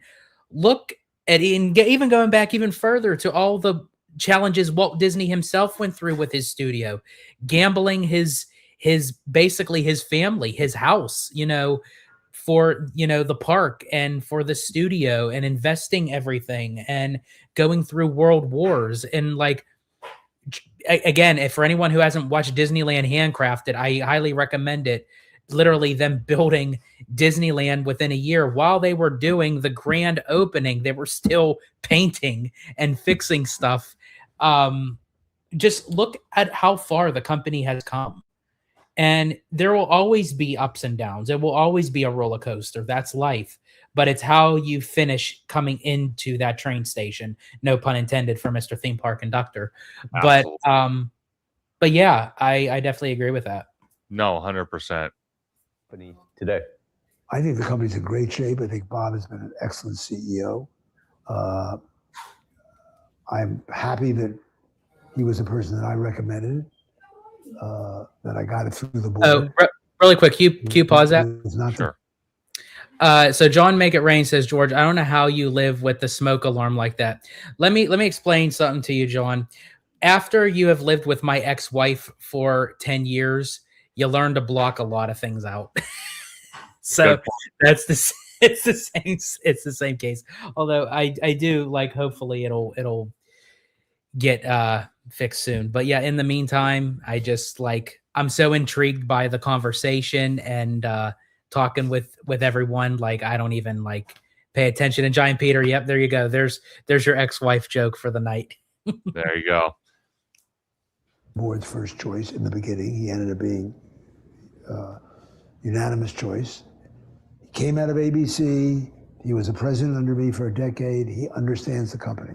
It has to make you quite proud that you got that right, because, you know, oftentimes you have somebody who's successfully run a company for a really long time and the succession doesn't go as well. Most of the time, succession doesn't go well. Right. Most of the time, you know, the devil you know is better than the devil you don't know. So going to the outside is dangerous.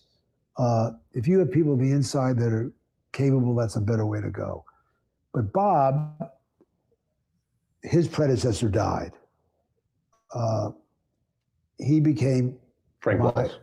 Right. He became the number 2 in the company after a mistake, which we've all made. And he was great. He did all the stuff that Frank did and more. And he understood it. And he spent a decade with me and our design people of the parks. And he knew it. It was so obvious. So I think he did a good job. You think Chapek was given enough time? That was a marriage made in hell. That was What? Bob and Chapek. It just was a mistake, you know. Bob Really really quick, wasn't can you ready pause that real quick? to leave. See, and there's another thing about Eisner. I appreciate his honesty. Obviously, he wouldn't be able to talk like this if he was still under the Disney umbrella, but Oh, I appreciate his honesty. You know, he's not sugarcoating it. He's saying it like it is. no, 100%. 100%. That's kind of what I respect. You know, even with him not under the Disney umbrella, speaking out like this, because I think we all kind of knew it, but from someone that led the company during a point of time and that knew a lot of things, to sit there and come out in an interview and say something like that, that's really ambitious, and I do commend Eisner for saying that. Lene Ward said tourism from other countries to the U.S. parks is going down. I wonder if they're going to try to entice foreign tourism for the next few years, or just focus on building great things and entice locals. Very interesting comment. Really quick. Keep bring up Ryan's comment. Oh man. George, ex-wives are like hurricanes. They are wet and wild when they arrive, but take your house when they leave. That 100%. you know what, Ryan? Like that just like That was awesome. That was a mic drop right there. Oh, 100%.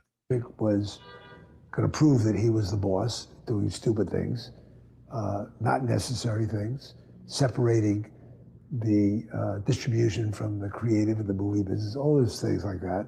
Bob recognized it, couldn't help himself probably in noting it. JP was a mistake. I don't know if I hired him, but I certainly approved him to run home video. He did a great job at home video. He did, I think, a good job with the parks. But he just was the wrong choice. That's all. I asked this from the lens of when you were hired to run Disney. Initially, they wanted you and Frank Wells to be kind of co-CEOs. The reports are that Disney's now considering a co-CEO post-Bob Iger structure. Apparently, they've consulted Netflix because Netflix is a similar structure. But like, what's your view of that today? Well, I don't know when you're going to air this, but it hasn't. It's possible that a decision could have already been made when this airs. Yeah. I just don't know when you're going to air this, but I want to make it a point that they haven't made a decision. Right. It is ridiculous. That is not to run the bakery. It doesn't work. It is at Netflix, though, apparently. Well, it's a completely different company. It's a technology company and an entertainment company. And it has been basically co-CEOs, with Reed Hastings being the founder and the guru, and Ted Sarandis. It's not applicable, and I still think it's a bad idea. I think it would be a really big mistake for Disney. Pick the person you think should be the CEO, and hopefully the second person will be number 2. And when Frank Wells and I were having that conversation, our first our shareholders wanted a senior share. I think they wanted Co, and then they wanted Frank, and then I said no, and then Frank said Michael should be the CEO. It should be run from a creative point of view. I'll be happy to be number 2. And it was great. And I can't believe I said it, because I don't know if I meant it.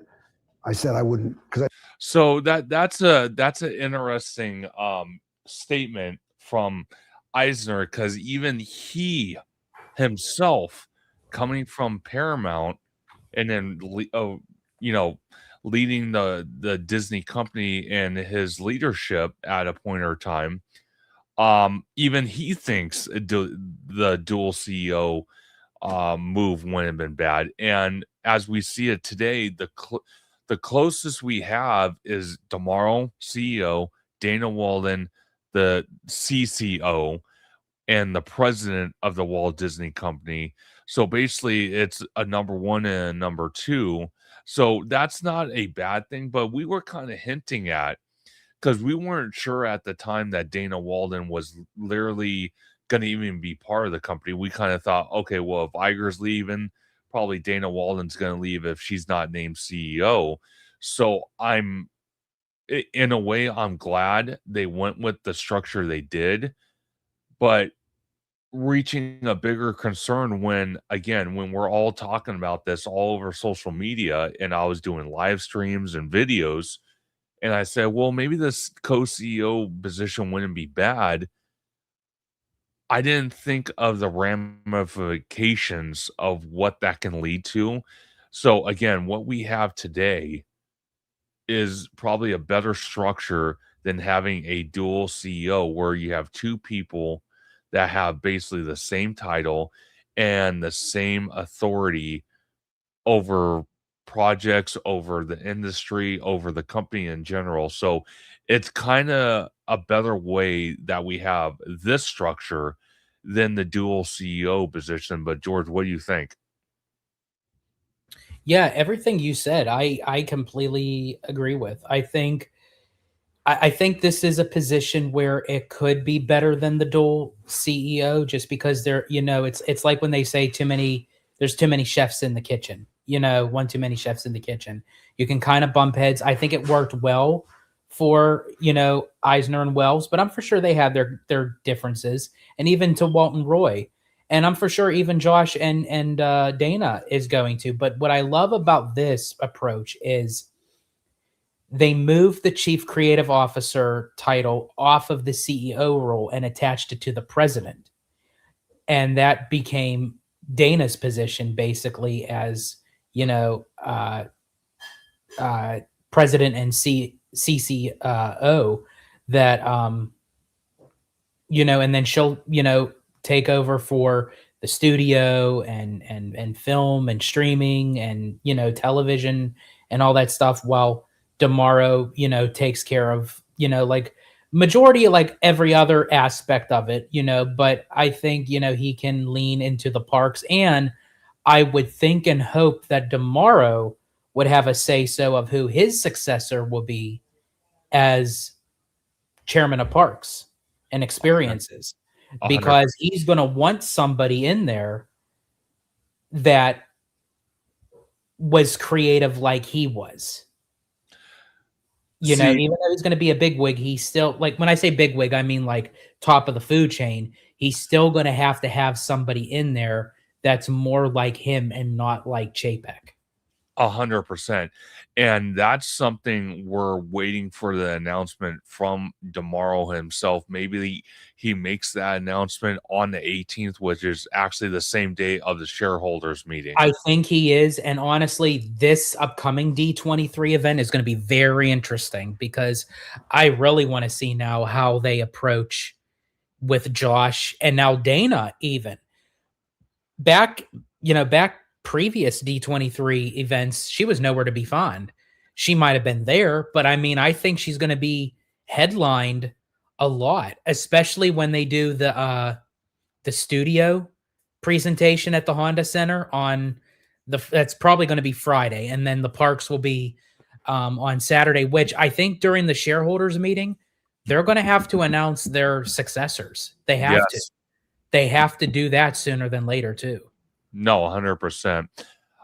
Before I play the video from Tom Corliss and his news organization WDWNT, Ryan Turner says Disney had the push and pull structure with Walt and Roy, or Eisner and Wells. If Damaro and Walden develop a similar dynamic, it should bring out the best for consumers. I agree.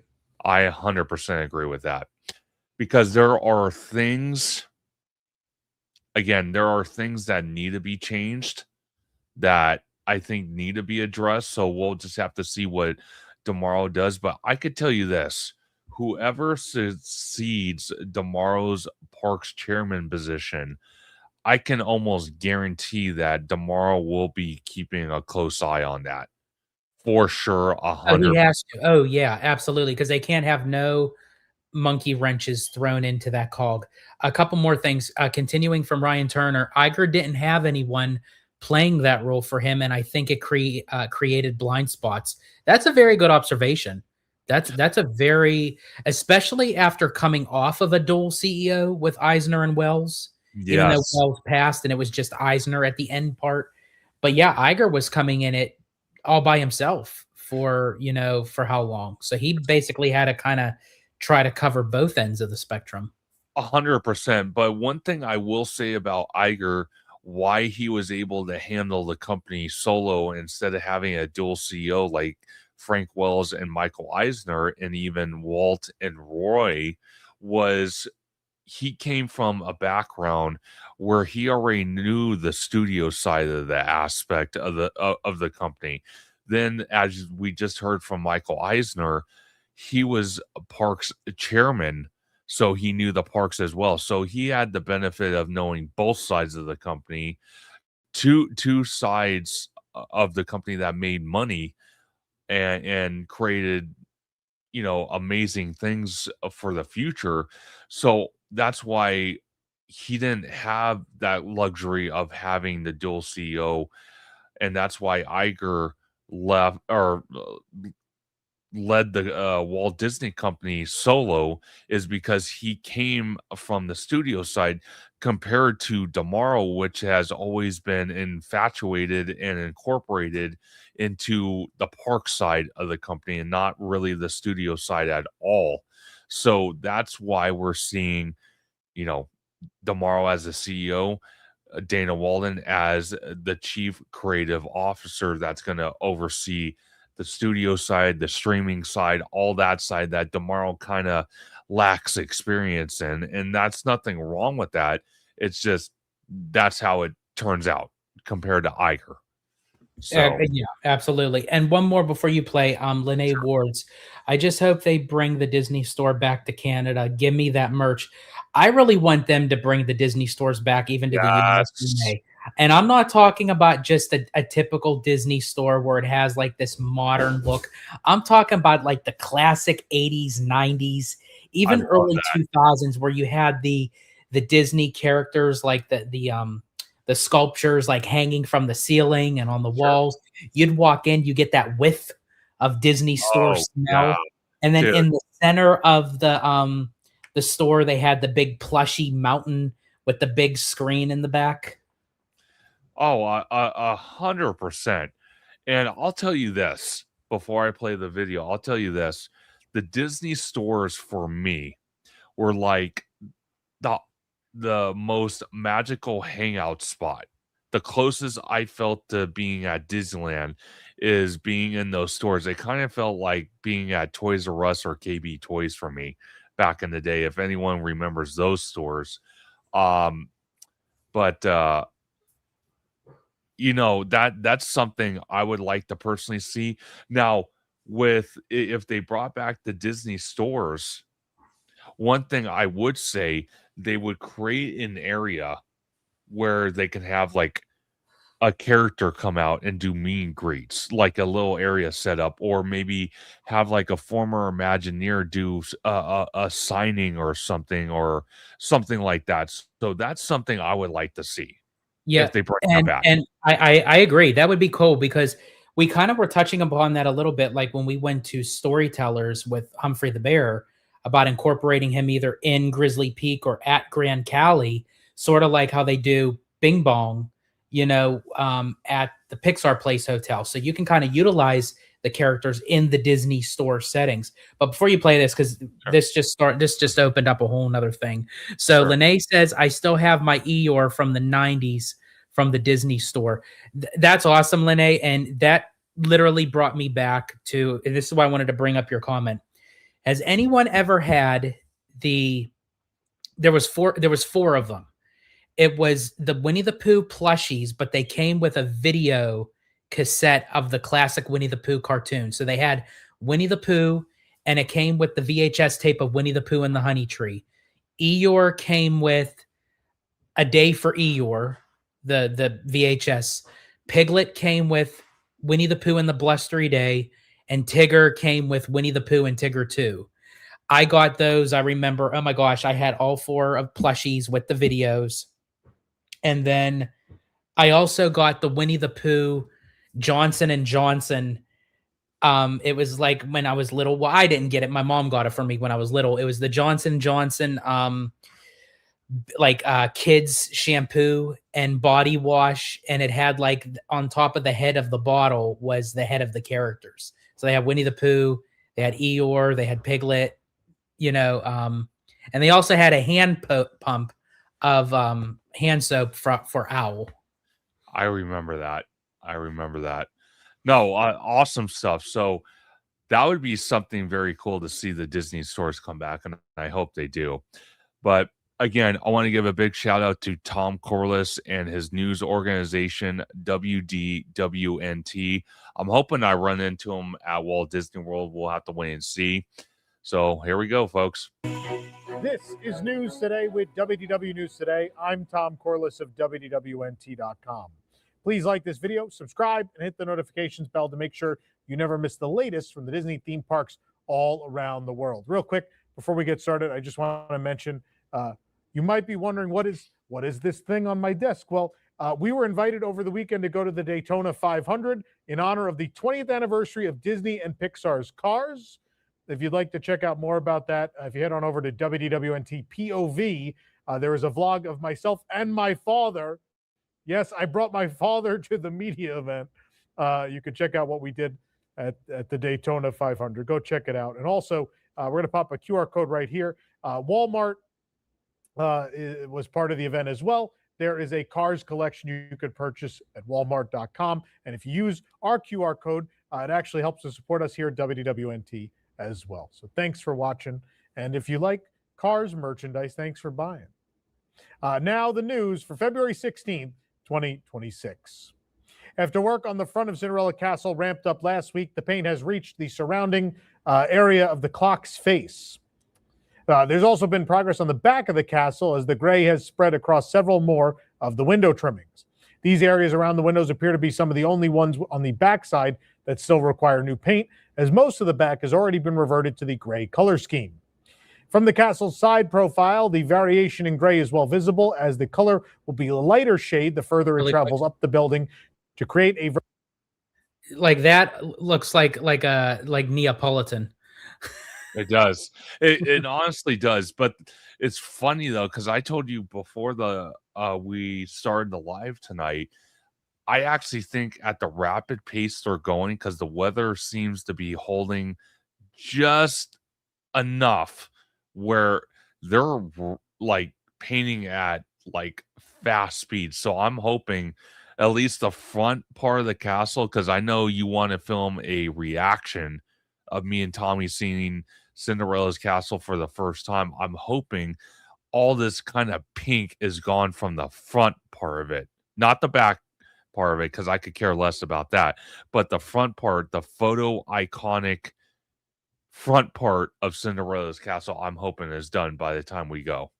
I'm for sure they will. As you said, they're moving kind of in a rapid pace with this. So I think they're going to want this done sooner than later because they don't want to keep, dwelling on this of like draining, having the moat around the castle drained and having the cranes go up and then back down and up again. And so I think they want to try to get this done as soon as they possibly can. So I could 100%. definitely see by the time we go, I would say either be like 90, 95%, or even maybe 100% completed. I can't wait. Version of forced perspective, as was first planned by the designer of Cinderella Castle, John Hench. Work is being done as inconspicuously as possible as not to be obtrusive for the daytime guests, including not getting a crane or any visible work in their photographs. Aerial photos from BioReconstruct on X reveal the newest progress on the land that is set to become Piston Peak National Park. Although we cannot confirm, the new construction hints at a possible track layout or early foundational work for the off-road attraction coming to Frontierland at the Magic Kingdom. The photo here shows an aerial look at. So I'm actually gonna push against this real quick because I don't know. Why would they be building this and it kind of looks like a track layout? Could this be maybe, foundation for, like you like to call from where you came from on the East Coast, walking paths? But that's a pretty big walking path and it's pretty wide. I would honestly think that's track layout. What do you think, George? Well, yeah, and especially like the shape of it, sort of like how it kind of like slithers like a snake. I don't think they would make again, I'm going to use it, my walking path like that. I would think like that seems like it would be a track for like part of the attraction where the car's going one way and then swerving another way. Like that's what it looks like to me. No, 100%. So interesting. The development of the future Piston Peak National Park. The newly added concrete forms are at a much lower elevation compared to Big Thunder Mountain, as you can see. So this section of the ride could be used for mechanical purposes or to support the actual ride structure that will be above it and much higher. While it's most likely too early to speculate what these forms are for, it's possible the new concrete forms could point out the possible ride layout. The possible building layout you're looking at now is revealed in a document filed by Disney with the Florida Department of Environmental Protection. Piston Peak National Park will take up most of the former Rivers of America and Tom Sawyer Island's footprint as part of the existing Frontierland. Meanwhile, Disney's Villains Land will be north of Big Thunder Mountain Railroad and the Haunted Mansion in an area that's mostly currently backstage. In this image, Tiana's Bayou Adventure is in the lower left corner, Big Thunder Mountain in the upper left. If we overlay the Florida Department of Environmental Protection image over the most recent photo by BioReconstruct, you can see where this section of forms and rebar is situated in relation to the existing areas in white and the new ride facility outlined in black, and it somewhat follows the ride path outlined in red on the fun map.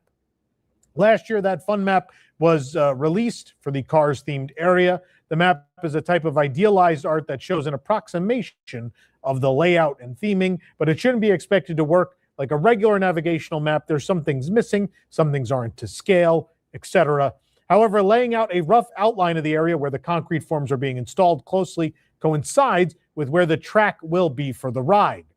In a zoomed-in view of the image, some rebar placed vertically can be seen, indicating the beginning of a possible wall or vertical concrete support. In the Cars area is a semicircle-shaped building and two smaller buildings. The space will also have two attractions. The off-road rally race ride will be mostly outdoors, but it sounds like there's going to be an indoor part Disney doesn't want to talk about just yet. And the semicircle building is likely a part of that attraction, and we think where the inside part of the ride will be. The second attraction Disney is not really willing to talk about, but maybe at D23 later this year we'll get to hear what it is. Refurbishment work continues around the Haunted Mansion as more scrim has been added around the building's facade at the Magic Kingdom. This follows Disney filing 2 permits for construction at the ride and then clearing the lawn of shrubs and trees. The scrim has enveloped the rest of the facade since our last update. 2 weeks ago, we reported that scrim had been added around the lower part of the mansion's facade and then was extended. And while the top half of the front was still visible as of last week, that too has now been covered. At certain angles, the scrim is semi-transparent, allowing you to see the shape of the building through the facade, but you can't really see the details. Scaffolding went up in the Q's graveyard in January. More scaffolding covered in green screen went up on the lawn soon after and was expanded, as we just talked about. The Haunted Mansion is open during all of this. It's unclear if at some point in the next couple of years they'll have to close to facilitate some of this work in the area. It's unclear exactly what's going on. I've heard various things. It's to make more queue space. They're fixing the facade because you're going to be able to see around certain sides of it that you couldn't before, now that you can walk around the space that was formerly Tom Sawyer Island and the Rivers of America. Now that you'll see it maybe from parts of Piston Peak National Park, maybe you won't. That's the theory that's out there. As you know, we have to wait and see what it actually is. A recent update to the Disney Adventure Friends Cavalcade includes an appearance from Princess Tiana and Prince Naveen during the month of February. The Disney Adventure Friends Cavalcade is a short procession at the Magic Kingdom, running along the parade route from Frontierland to Main Street. It runs twice a day at 10:30 a.m. and 11:45 a.m. The cavalcade includes appearances by nearly 30 different Disney and Pixar characters. There's quite a few. The cavalcade has not changed drastically over the years, apart from interchanging a few of the characters. Raya from Raya and the Last Dragon was added in November of 2022, while both Mirabelle and Bruno were added in September of 2023. But Princess Tiana and Prince Naveen are now part of the cavalcade. They'll be there just for the month of February for the Celebrate Soulfully event. Several rare Disney couples made special meet and greet appearances over the weekend at Walt Disney World to celebrate Valentine's Day. Here's who we saw at the Magic Kingdom. Snow White and her prince were meeting guests on Main Street, USA, just outside of the Town Square Theater. No Valentine's Day would be complete without Disney's most iconic couple, of course, which would be Gaston and his reflection. Gaston was walking the streets of Fantasyland near Be Our Guest restaurant. He's walking around the village. Princess Aurora and Prince Philip were waving hello to guests near Pinocchio Village House. They were out by the castle walls. And although not rare characters, Mickey and Minnie rarely meet together at the Magic Kingdom, but for the day they were meeting in the Enchanted Glade gazebo in Valentine's Day-inspired special outfits. Meanwhile, Clarabelle and Horace Horsecollar typically only appear at the Magic Kingdom during special parades and in the Frontierland Hoedown, but for Valentine's Day, the pair were meeting in Frontierland wearing their classic outfits. Can I ask a question? Are they a couple? Have we established that? Like, even in the mythos of Mickey Mouse Clubhouse, I don't know that it's insinuated that the... That is very true. We kind of get mixed messages with Clarabelle because a lot of times you see her with Horace Horsecollar, but then it was also to the fact that she could have been with Goofy. Yeah. You know, but I would think that she would have be a better match for Horace because, you know, he's a horse, you know, she's a cow, you know, Exactly. kind of like the same kind of size realm farm animal where Goofy's a dog. Yeah. You know, it's like... That's kind of true. It is kind of true. Two of them are a couple. Maybe I'm wrong. I don't know. I mean, they get associated just because they're like the beyond the Fab Five that always get left out of things. So they've always been, and of course they're barnyard animals. So I don't know. But yeah, are they a couple? Let me know in the comments. I have no idea. And of course, lastly, for the holiday, all about hearts. The Queen of Hearts was out near the Mad Tea Party in Fantasyland. Meanwhile, over at Epcot, there were more rare Disney couples you could find over the weekend. We spotted Aurora and Prince Philip in the France Pavilion along the walkway near the lagoon. We saw Belle and the Beast at the France Pavilion as well. Princess Jasmine and Aladdin can be met as usual at the Morocco Pavilion. And then Mulan and Li Shang were meeting in China. This program is brought to you by our official travel agent sponsor, Be Our Guest Vacations. Your dream vacation begins with Be Our Guest and their concierge team of expert vacation planners. Head on over to wwnt.travel, and their team will design your next magical vacation from the Walt Disney World and Disneyland Resorts to Disney Cruise Line to Adventures by Disney and more. And the best part is their concierge services are 100% free. That's right. So book today. A guest at Epcot entered the restricted Victoria Gardens in the Canada Pavilion and made their way down to the stream as seen in a viral video. Instagram user The Ride View shared a video of the guests dipping their hands and feet in the water. It appears they took off one of their shoes as well. Jonathan said cast members and security responded quickly and the situation was handled without... So I'm going to state this for a fact. Why, when people bring up on social media or during a live stream, whether it's mine or anybody else's that cover the theme parks and whatnot, like me and George do. And then people ask, why does all the international parks get the good stuff and the domestic parks can't get crap? This type of behavior right here and many other examples that me and George have showcased on both of our channels, this type of behavior from people is why we can't have nice things. That's why if we ever got the world of Arendelle at the Disneyland Resort, we probably would never get the Olaf animatronic. I would be culture shocked if we did.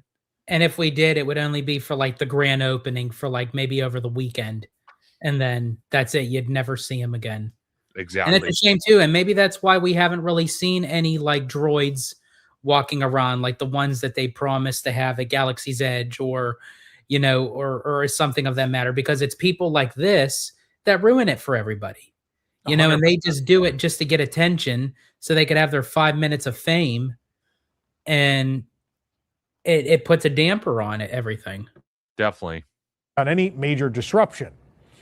Guests can enjoy Victoria Gardens safely from the walkway and bridges. As always, jumping over railings and fences in the park is not advised, and it can result in you being banned from the Walt Disney World Resort. So don't go do the piggy dipping in the piggy pond at the Canada Pavilions Epcot. After reportedly running without the teleportation effect for weeks, a cast member confirmed to us that the effect is now restored in the pre-show of Guardians of the Galaxy Cosmic Rewind at Epcot. The second pre-show room of the attraction normally features an effect where you are teleported from the pavilion to a spaceship, which practically translates into the room going black for a split second after a bright flash, which leads to walls quickly moving up into the ceiling to reveal the full room. When one of our staff members visited the attraction multiple times earlier this month, they noticed the effect was not available, but it is back now. I will say, I don't know if there's a worse multiple pre-show setup than Guardians. Like it just feels like you just stand there and you stand there and you stand there. You're like, can I just queue?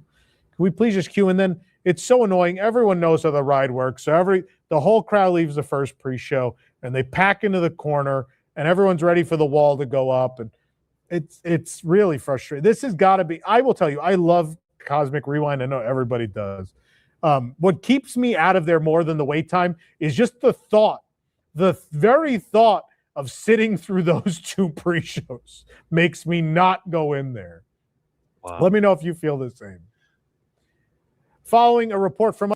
Really quick. So I have to say, honestly, I respectfully disagree with Tom on that. I actually don't mind the pre-show. Okay. I actually kind of enjoy it. It gives me that sense of sensation thrill that I know what to look forward to. The one pre-show that really gets to me is honestly Flight of Passage.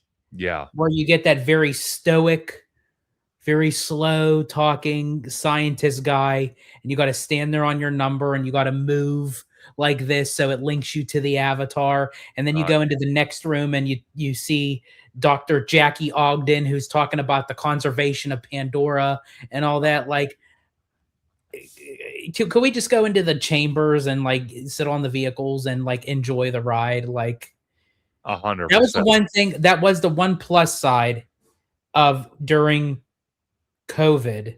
I'm not saying COVID was a dream, but like it bypassed all that. It was like, because they didn't want people standing around and everything. They just wanted to get people in and out. So they bypassed all that to get you on the ride. 100%. Plus, on a visible crack in Gertie the dinosaur's tail, the life-size statue at Disney's Hollywood Studios has been patched. How great is this? The crack was where Gertie's tail meets her body. It was made more obvious after nearby vegetation was removed due to the recent freezing temperatures in Florida.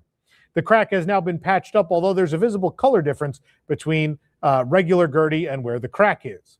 It's possible with time this will dry and fade, or maybe they'll... I just want to say this because this pays homage to Tommy Toon World when he did this to Art the Clown last year at HHN. But Lene Worth said, "We promise we won't try to steal Olaf's nose and ruin it for everybody. I will not try to play the organ in Nautilus and The ruin Nautilus. it for, not Nautilus and ruin it for everybody.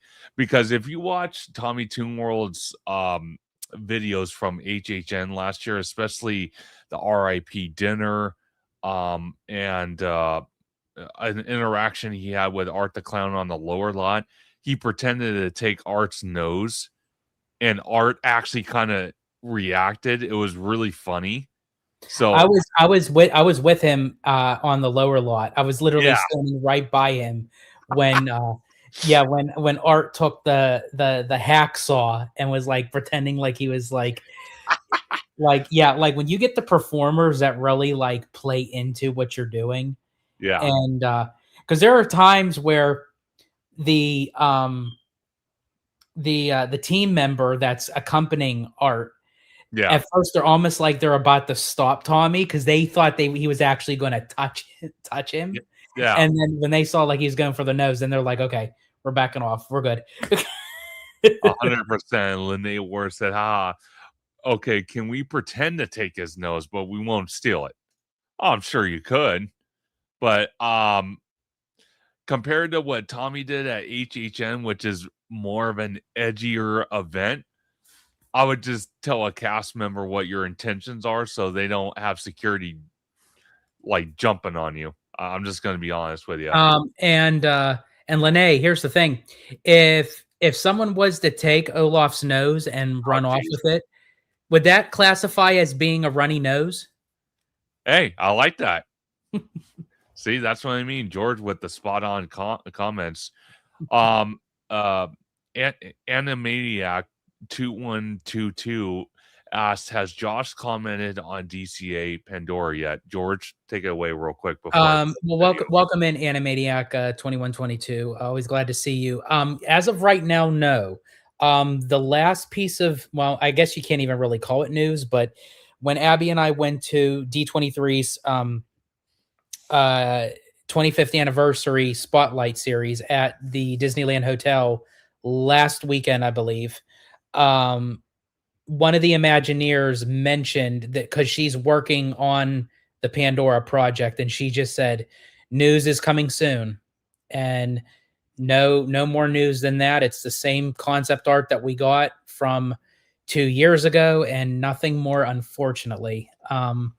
Hopefully we'll get something more at this upcoming D23 event. That's going to happen in August. I'm hoping.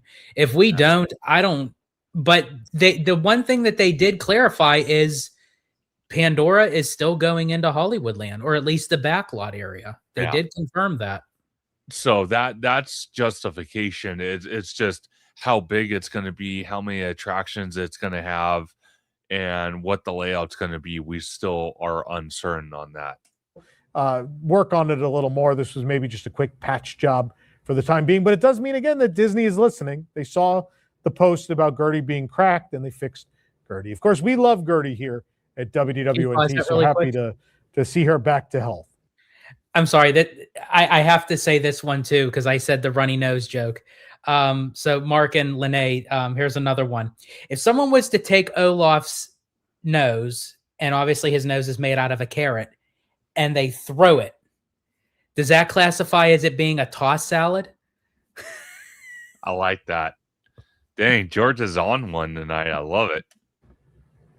What appears to be significant mold has built up in the Lightning Lane queue of Slinky Dog Dash at Disney's Hollywood Studios. There's also cracked paint. There are gross brown spots all over this Slinky Dog mural, which acts as a wall of the queue. The mold stands out against the white of Slinky's eyes and the white lettering. Mold develops in warm areas with moisture. As for the paint, some sections have completely peeled away.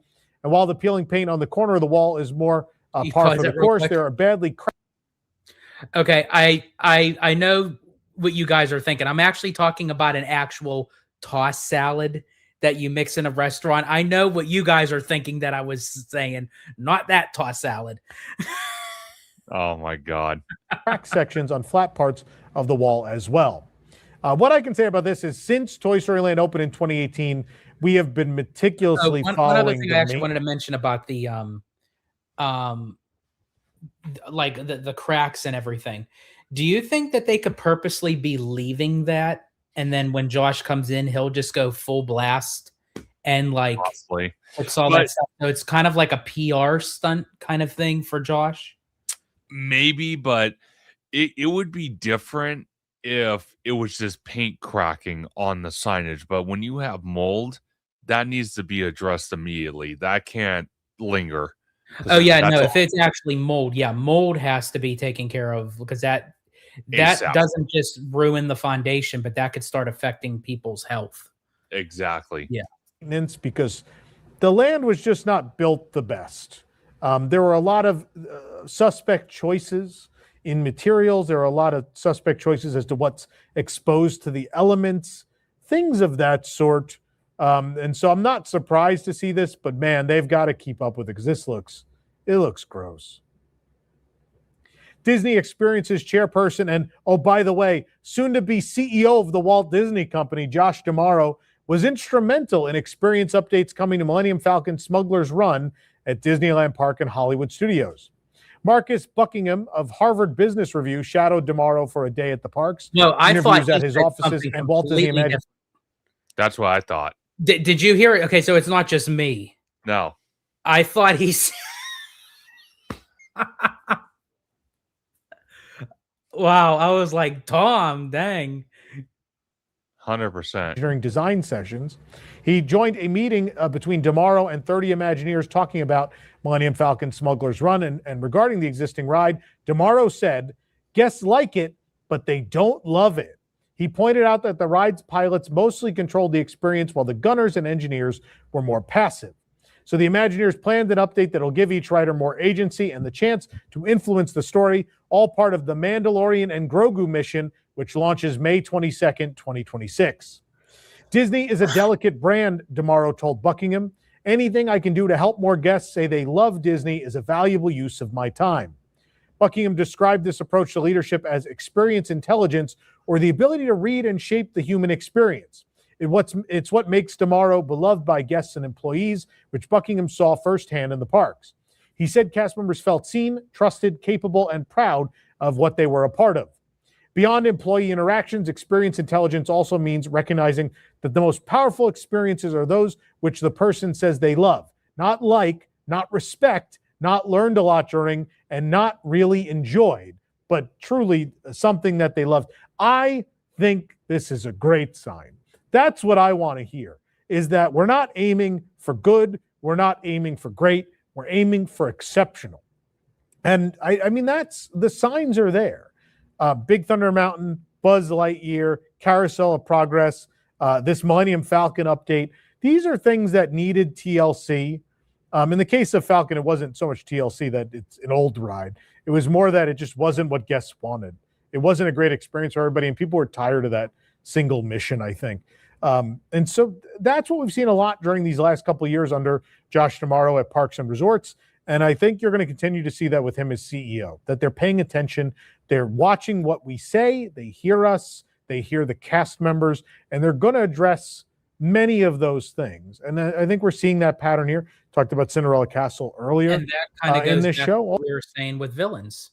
You know, how they're saying, okay, they're kind of scrapping the original plans and they're going bigger, bolder, greater. So if that is the case, then yeah, it's all falling on D'Amaro's watch. Exactly.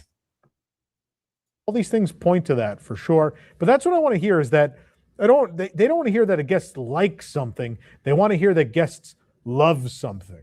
That's a good sign for me. We'll see if it pans out, but I think it's on the right course. Talking about things guests love, well, here's something I don't like. Brick removal began a week ago above the entrance archways of the former Muppet Vision 3D at Disney's Hollywood Studios, but now crew members have removed bricks from two edges of the adjacent clock tower and a large rectangular section below the clock. During our visit today, crew members in a lift appear to be removing even more. The removal appears to be in preparation for new decorative elements that'll be added to the building. Concept art depicts the building with a brick facade, but with a new marquee and clock tower decorations. The rectangle of missing brick appears to correspond to a new sign that'll be added to the tower. The theater will become the Globe, if the art is correct, a play on Shakespeare's Globe Theater. It'll get a new green marquee, while the clock tower will get an element inspired by monster eyes and teeth. Behind the clock tower, crews have also been removing vent covers. One is completely gone and another has been reduced to a frame. Some paneling was removed from the theater wall below as well. Though Muppets Courtyard will soon be Monstropolis, the Muppets will return to Hollywood Studios this summer when they take over Rock and Roller Coaster. Of course, we're saying goodbye to Rock and Roller Coaster starring Aerosmith. Just a couple days left of that. And do not forget about our sweet emotional farewell tour. But you guys saw the commercial already. We plugged it already. We'll keep moving. Thanks to BioReconstruct on X, we now know that both Aladar and Dino Sue have been removed from the former dinosaur courtyard in Animal Kingdom. He also snapped some shots of the rest of Dino Land as the former land becomes the tropical Americas. The entire courtyard in front of Dinosaur has been demolished. Aladar, the reflecting pools, and the planters that surrounded him are all extinct. The dinosaur marquee featuring the Carnotaurus and the meteors is safe for now, although likely be removed very, very soon, as Disney has got to get cracking on turning this building into a Mayan temple for the Indiana Jones ride. For comparison, here's what the courtyard looked like before the demolition. Aladar had greeted guests since the year 2000, when the original Countdown to Extinction became Dinosaur. If you want to know the full history of the ride, we do have a video over on our Parkive channel. Be sure to check that out. After being marked for demolition, the replica of Sue the T-Rex has been removed from the pathway walking towards Dinosaur. However, her pedestal is still there at this time. The original Sue fossils were discovered in 1990 by Sue Hendrickson in the Black Hills of South Dakota. It is still the largest and most complete T-Rex specimen ever found. And after a legal battle regarding ownership of the fossils, they were ultimately sold for $8.3 million at auction in October of 1997 to the Field Museum of Natural History with the help from Disney Parks and sponsor McDonald's. Some of the preparation of Sue's fossils took place at Dinoland USA in the Fossil Preparation Lab, which was open to guests from 1998 to 2000. Disney made their own cast of Sue to display, while the original went off to the field, where it can still be seen today. Meanwhile, the Trilobite sign has been removed from the building, which you can see here. Deconstruction is happening quickly now that the land is completely closed. At this time, the area near Restaurantosaurus is relatively untouched. We have heard, though, that the interior of Restaurantosaurus is completely barren at this point. They gutted it quick. The overall building structure is expected to remain, with possible additions and a reimagining as a large hacienda, which will be one of the largest quick-service restaurants in all of Walt Disney World. It's expected to serve Colombian-inspired dishes, which Disney has been testing around Animal Kingdom for several months now. The walkway that previously divided the two sections of construction is now gone. There is an excavator on top of broken concrete that used to be the path, and the future carousel is located to the right.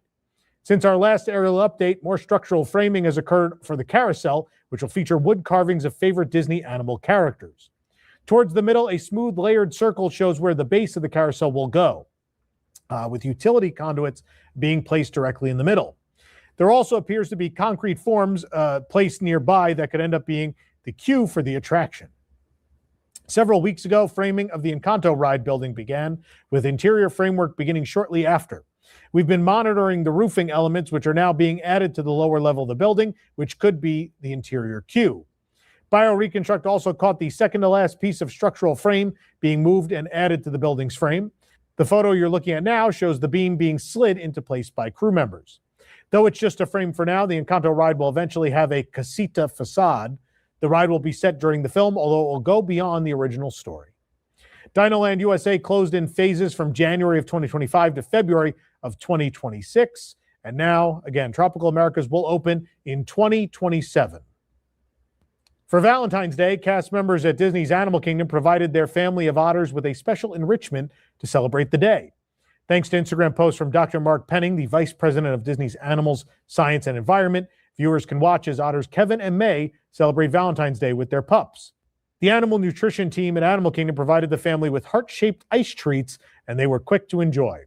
Clamshells were also provided to encourage their natural foraging behaviors, and Disney also provided a Valentine's greeting from Kevin and May. Meanwhile, Tucker, the first Maasai giraffe born at Disney's Animal Kingdom since 2021, has recently celebrated his first birthday. He made his debut on Kilimanjaro Safaris around Earth Day of last year. Tucker celebrated his first birthday with a special enrichment created by his keepers at that Animal Nutrition Center. Disney shared a video that details his birthday treats, such as giraffe-friendly cupcakes and a birthday cake. The Maasai giraffe is classified as endangered by the International Union for Conservation of Nature, with around 30,000 Maasai giraffes remaining globally.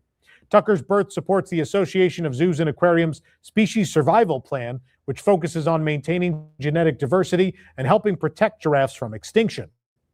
It's worth mentioning that Tucker can be seen on Kilimanjaro safaris only and not on the savannah at Animal Kingdom Lodge. His mother, Mara, first joined the savannah in 2015 and has given birth 3 times now. Her first calf, Jabari, was born in 2019. Tucker's milestone comes as the Disney Conservation Fund celebrates 30 years of supporting wildlife and habitat protection. Disney's Blizzard Beach Water Park is now open once again after its seasonal refurbishment at Walt Disney World. With the park's opening comes the closure of Typhoon Lagoon, but both will be open together later this year. As of Sunday, Blizzard Beach is open for guests looking to enjoy some time at a Disney water park.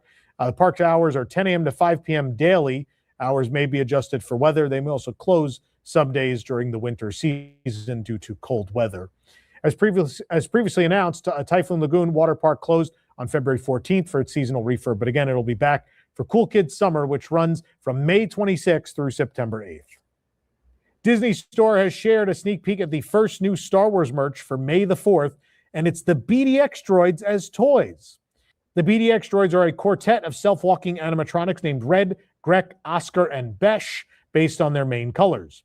They first debuted at Star Wars Galaxy's Edge at Disneyland in October of 2023 with a playtest. They later made limited-time daily appearances for Season of the Force 2024. They've sailed on the Disney Wish. They visited Tokyo Disneyland and Disneyland Paris. They roamed Batuu East in the summer of 2025 and even appeared at Jollywood Nights 2025.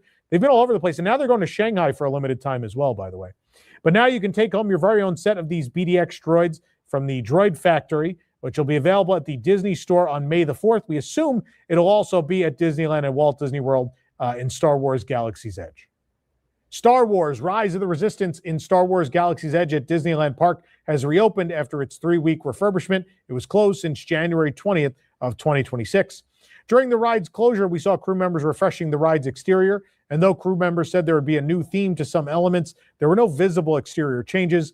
What we heard was one of the elevators during the ride portion that takes the transport up and down. One of those was out of commission for a while, so the ride capacity was very low for a period. And this refurb was really focused on making that elevator work again.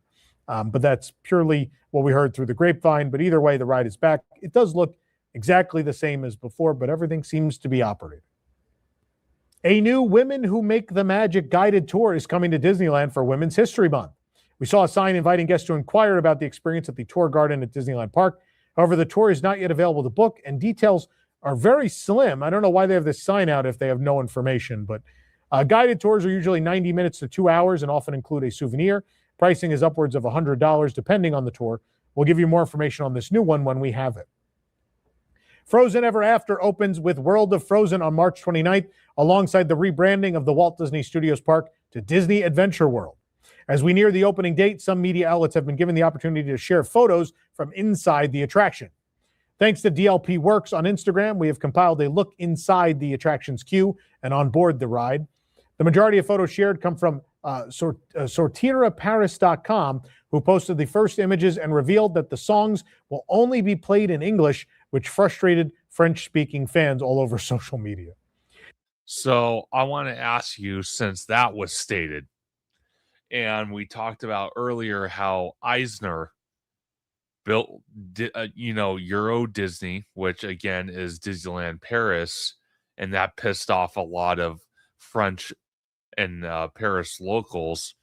You think this is going to piss them off because it's not in French? Or I mean, it seemed like it upset them, but I don't know if it would actually go to that far extent. I do know that for Remy's Ratatouille Adventure done at Epcot, there's certain scenes in the ride where they speak French.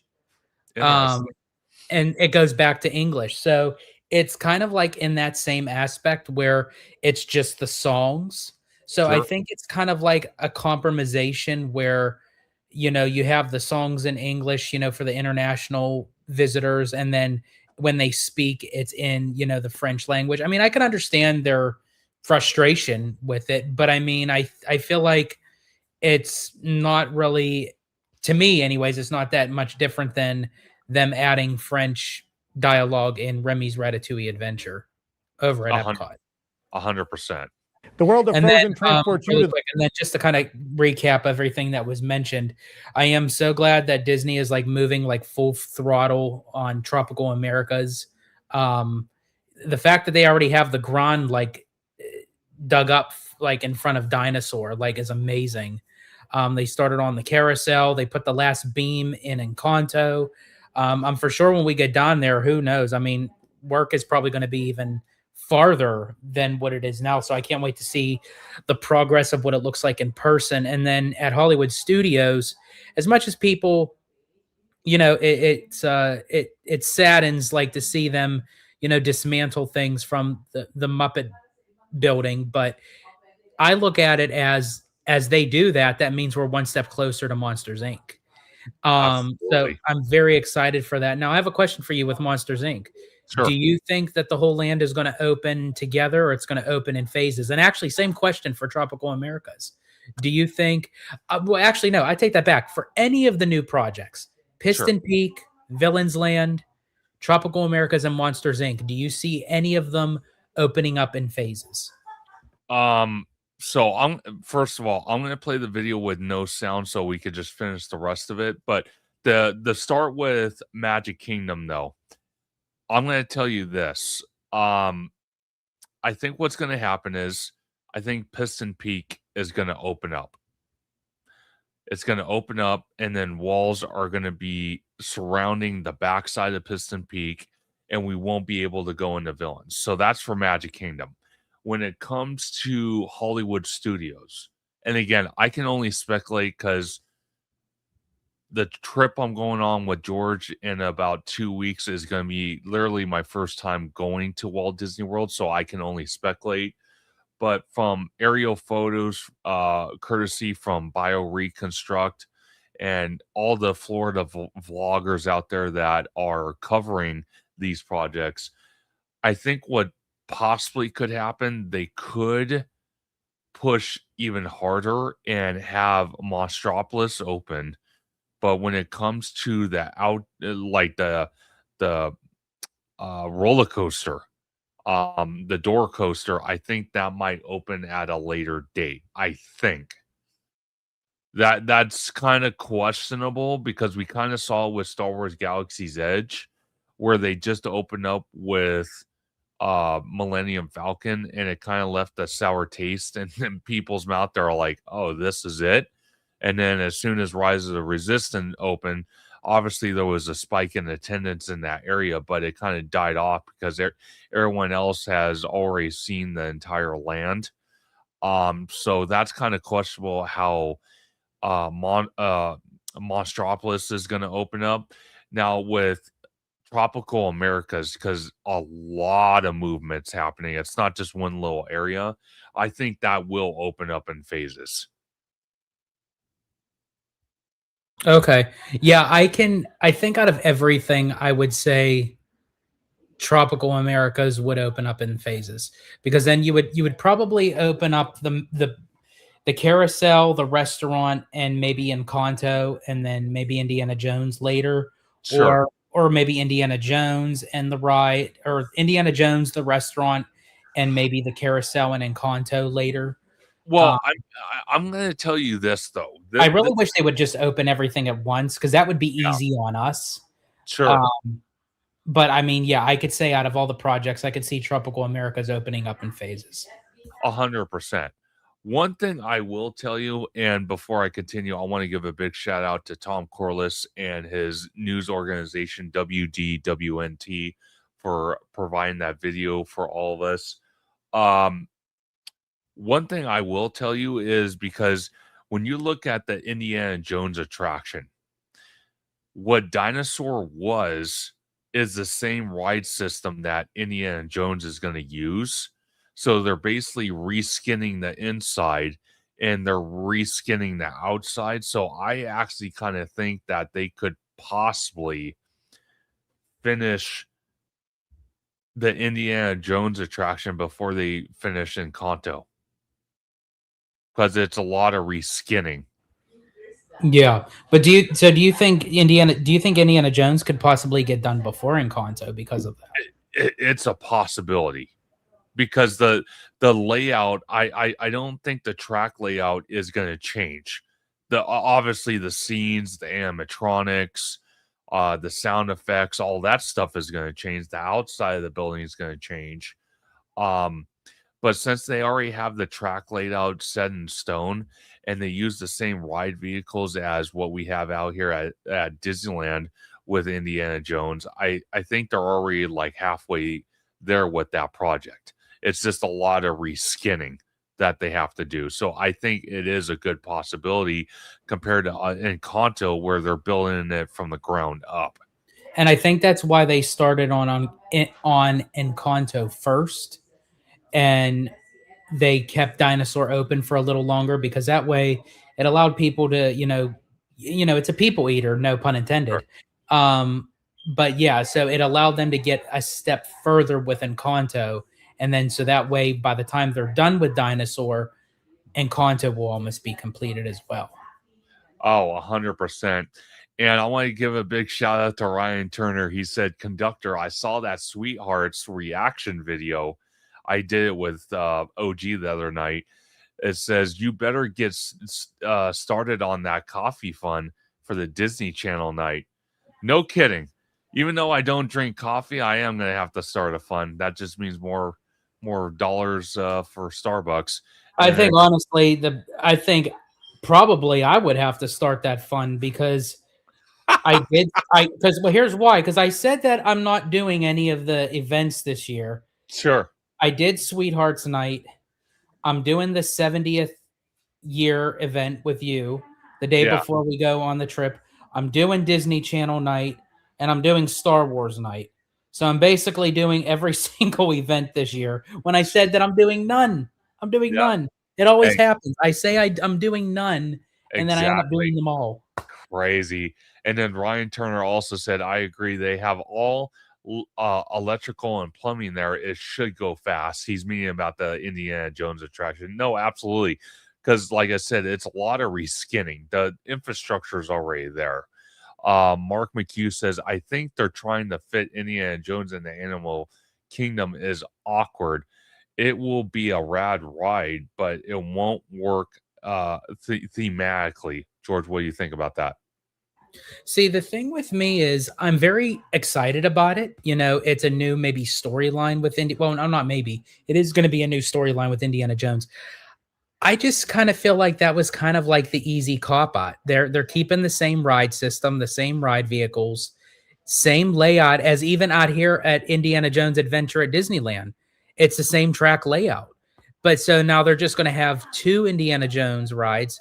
I wanted something a little bit different, something a little more, I don't know. And honestly, I thought if they were to do something with Indiana Jones, they would have done it over at Hollywood Studios, not Animal Kingdom. And quite frankly, the type of ride that's going on with Indiana Jones, I felt like that was for Disneyland. I didn't really want it anywhere else. No, 100%. But see, even with Dinosaur, though, the same ride system is what Indiana Jones is. So again, do I think it's a cross-cutting measure? Possibly, but I can't swear on that. Who knows? It could be. To be honest with you, I don't like the fact, but if that means more of a budget for Villains Land, I'm all for it. And I'm just being realistic. I want to give a big shout out to Hidden Geek Village, always a loyal supporter of Theme Park Conductor and Hollow Gelato. Always great to have them in the live stream for the $5 super chat. They say, I don't know if you guys covered this by Villains Land supposedly getting an upgrade. Yes, we did cover it actually, Hidden Geek Village, and we actually stated that someone that is a reliable source put a post on X stating that Tomorrow is asking Imagineering to go back to the drawing board and make the land more bigger, more thematical, more spooky, and really kind of deep dive into the Disney villain theming. So we did cover that in this live stream, but I'm super excited.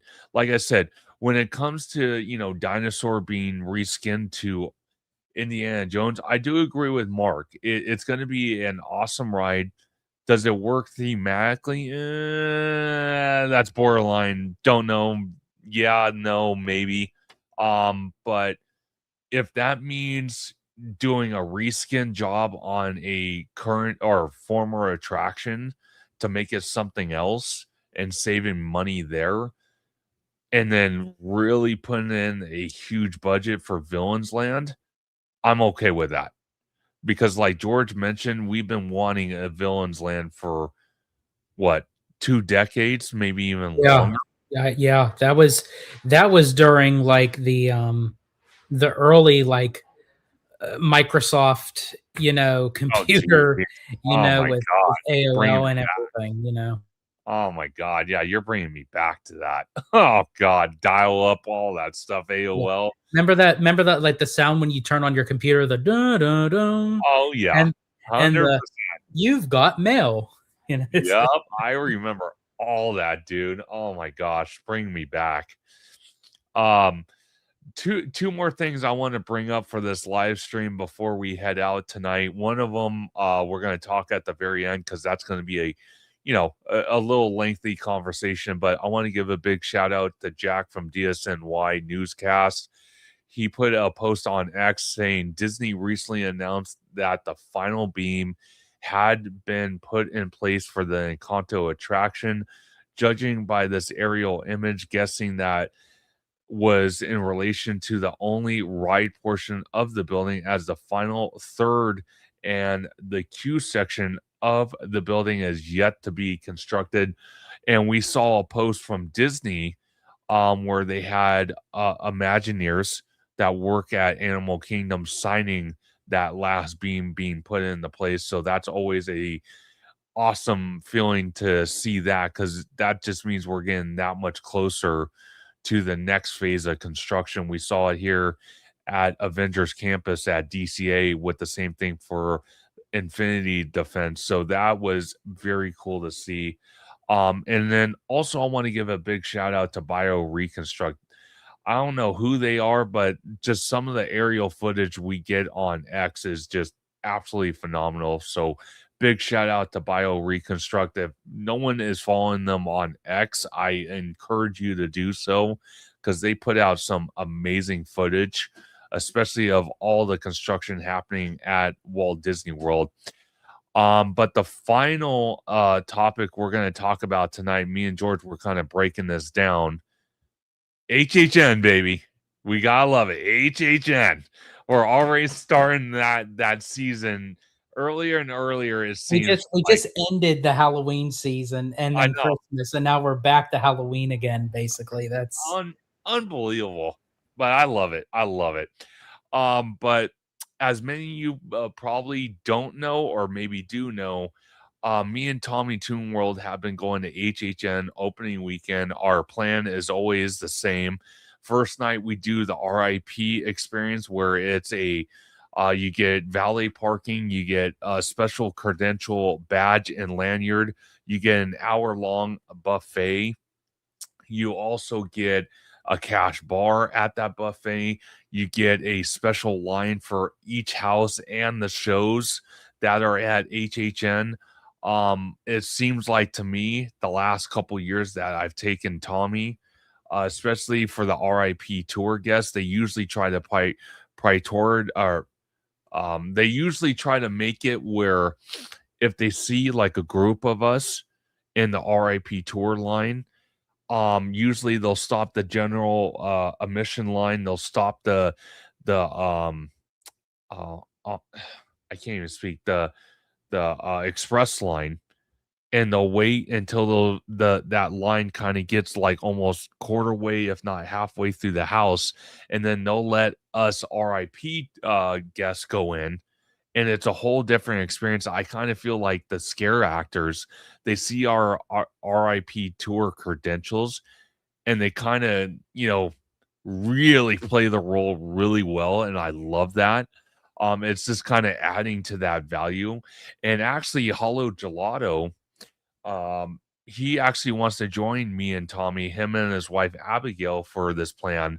So our plan is first night RIP tour, second night, which is Saturday, or no, Friday, which would be the general admission early access. The third night, which would be Express Unlimited with early access. So I can't wait to have George, because he's been telling me the last couple years, I want to do that RIP tour experience. Me and Abigail watched your footage, watched Tommy Toonworld's footage, and we're intrigued. We want to do it.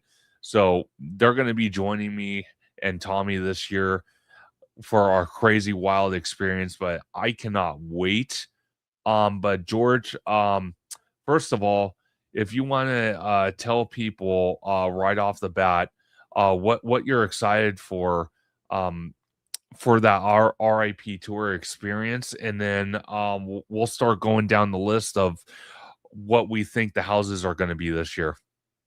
Absolutely. Well, first off, when it comes to the RIP tour, it's sort of like how you and Tommy are with Walt Disney World and Universal Orlando. You're not too familiar with it, and I'm going to like take you guys through the whole motions, where I feel like with the HHN RIP tour, the roles reversed, because Yes. you both have done it, and I've been kind of doing my research through you guys and watching your shorts, your videos, your vlogs, just your reviews on it.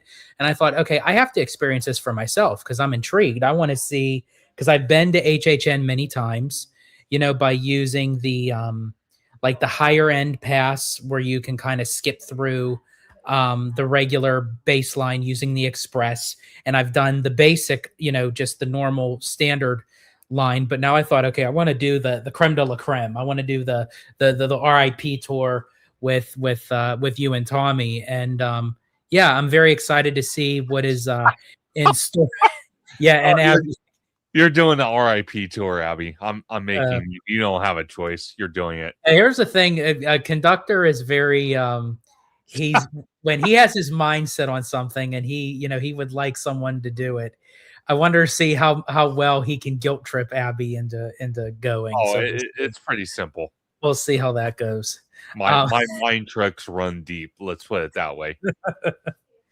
That's funny, but no, I mean, just speaking for me, as I said, I don't know how it's going to go with Abby, but yeah, with me, I'm very intrigued. I'm very excited to see, and as I said, so she says, she'll go to HHN with the general admission. Oh, come on. um, but we'll see. Yeah. You never know. Um, but but yeah, I'm just, and especially like with the possible houses, I'm very, because you mentioned a buffet, and I'm like, okay, like I'm very curious to see like what they have to offer, and like what, because you said Art the Clown came in and interacted with you guys, He like did. on a kind of like a one-on-one kind of thing, which is very, because you don't get that in the park. I mean, you can get some interaction with him, but there's Sure. so many people, and he's like stop and go kind of Well, thing. well, see, it's very interesting you mentioned that, because I mentioned it to Tommy and I asked a team member. Um, I asked multiple team members because I got multiple different answers, but what I concluded, it seemed like that they had a scare actor interacting with the guests during the dining experience, but it hasn't happened since the event either started at Hollywood, or they brought it back when John Murdy was the creative director, and still is. So I'm not 100% sure when they had a scare actor in there. I do know right when you go into the little courtyard area before you enter the dining location, it's like the little patio area that kind of faces Parisian or no, Front Street. They usually have like a photo op, and usually they'll have a scare actor there take a picture with you. Um, but this is the first time that I'm aware of.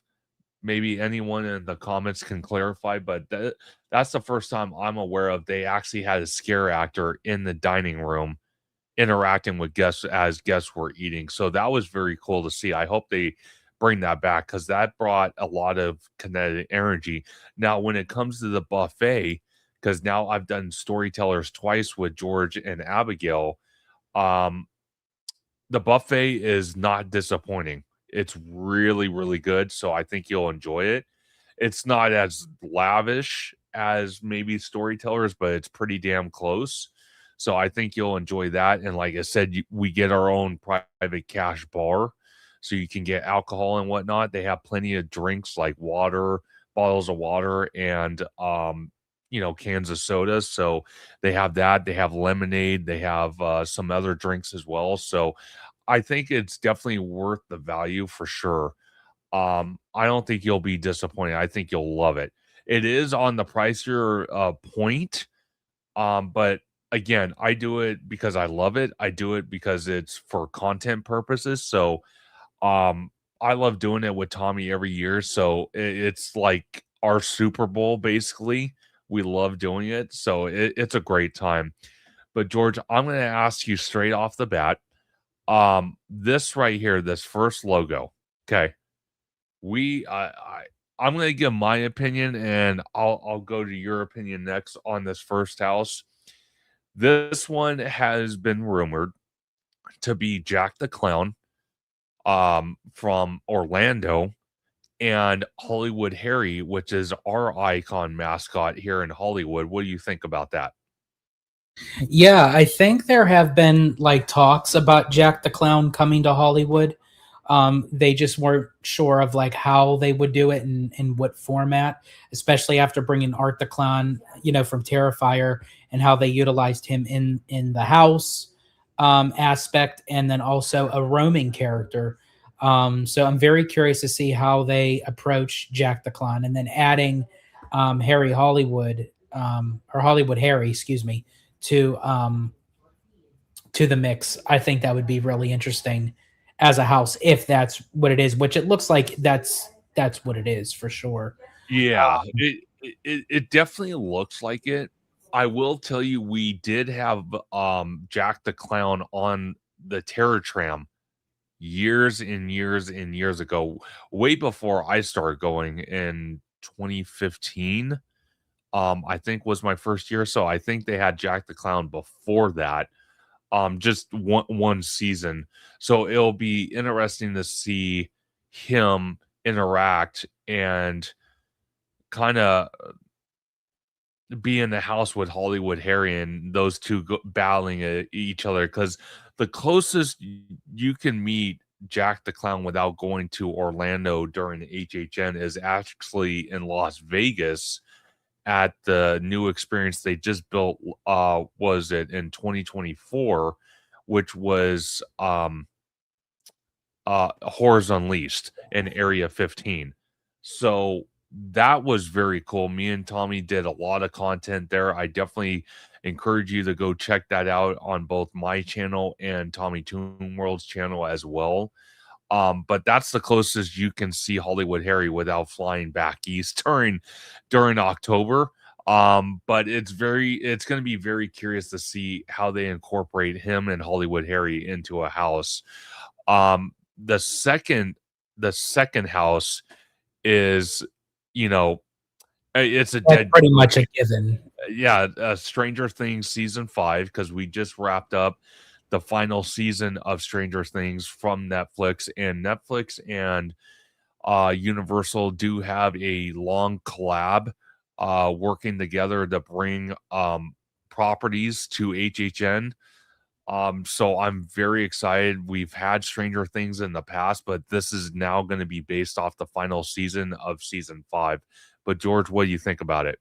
Yeah, I think like this was on everybody's radar. I know Mademoiselle was really looking forward to if they was to bring Stranger Things back to HHN. That's where she would be intrigued. Um, so I know for a fact she would definitely want to go just for that house alone because she's a huge Stranger Things fan. Um, Absolutely. Absolutely. Yeah, and I think for how popular the franchise is and how they summed it all up with season 5, I think it's only appropriate, honestly, to Yep. bring it back to HHN.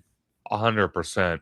And then before I continue on the next house, Lene Ward said, "Is it true Pokemon is coming to the Universal Parks in the States?" I think it is true. Um, Obviously, when it comes to Pokemon, it's probably going to be Orlando first, and then it'll come to Hollywood because there are areas that they are scoping out for Orlando for Pokemon. So it probably will be in Florida first before it comes to California and Universal Hollywood. And Madame Lizelle says, "Yes, I will go to HHN for Stranger Things." Absolutely. I love when Madame Lizelle is with us in the park, especially during HHN. It's so much fun. Oh my gosh! Put would you put her and Abby together when going through these houses? As I said, like I like when I'm like recording. As I said, anyone could go back onto my last year's vlog, and I think it's Poltergeist. Abs, correct me if I'm wrong if it's Poltergeist or not, but yeah, you could hear in the background that they're both like pushing me to go, and I'm like, whoa, you're pushing me, like I'm trying to like record, and my it's like because God. they're trying to rush into the next room to get out, but Yeah. oh my gosh, it's hilarious. Oh gosh, it was hilarious. So the next house is what we kind of insinuated. People have been wanting it for years as well, is Hellraiser. So Hellraiser is going to make, if this is what it is, it's going to make a first time appearance at HHN. I'm super excited for it because the Hellraiser movies kind of give you that creepy, weird vibe. So I'm very curious how they're going to incorporate that. Yeah, I feel like it's gonna have like a very kind of like horrific, trippy vibe. 100%. Yeah, it's going to be very interesting to see how they incorporate that. And then before we get to the next house, Animaniac 2122 says, "I hope Universal doesn't do clones of Pokemon.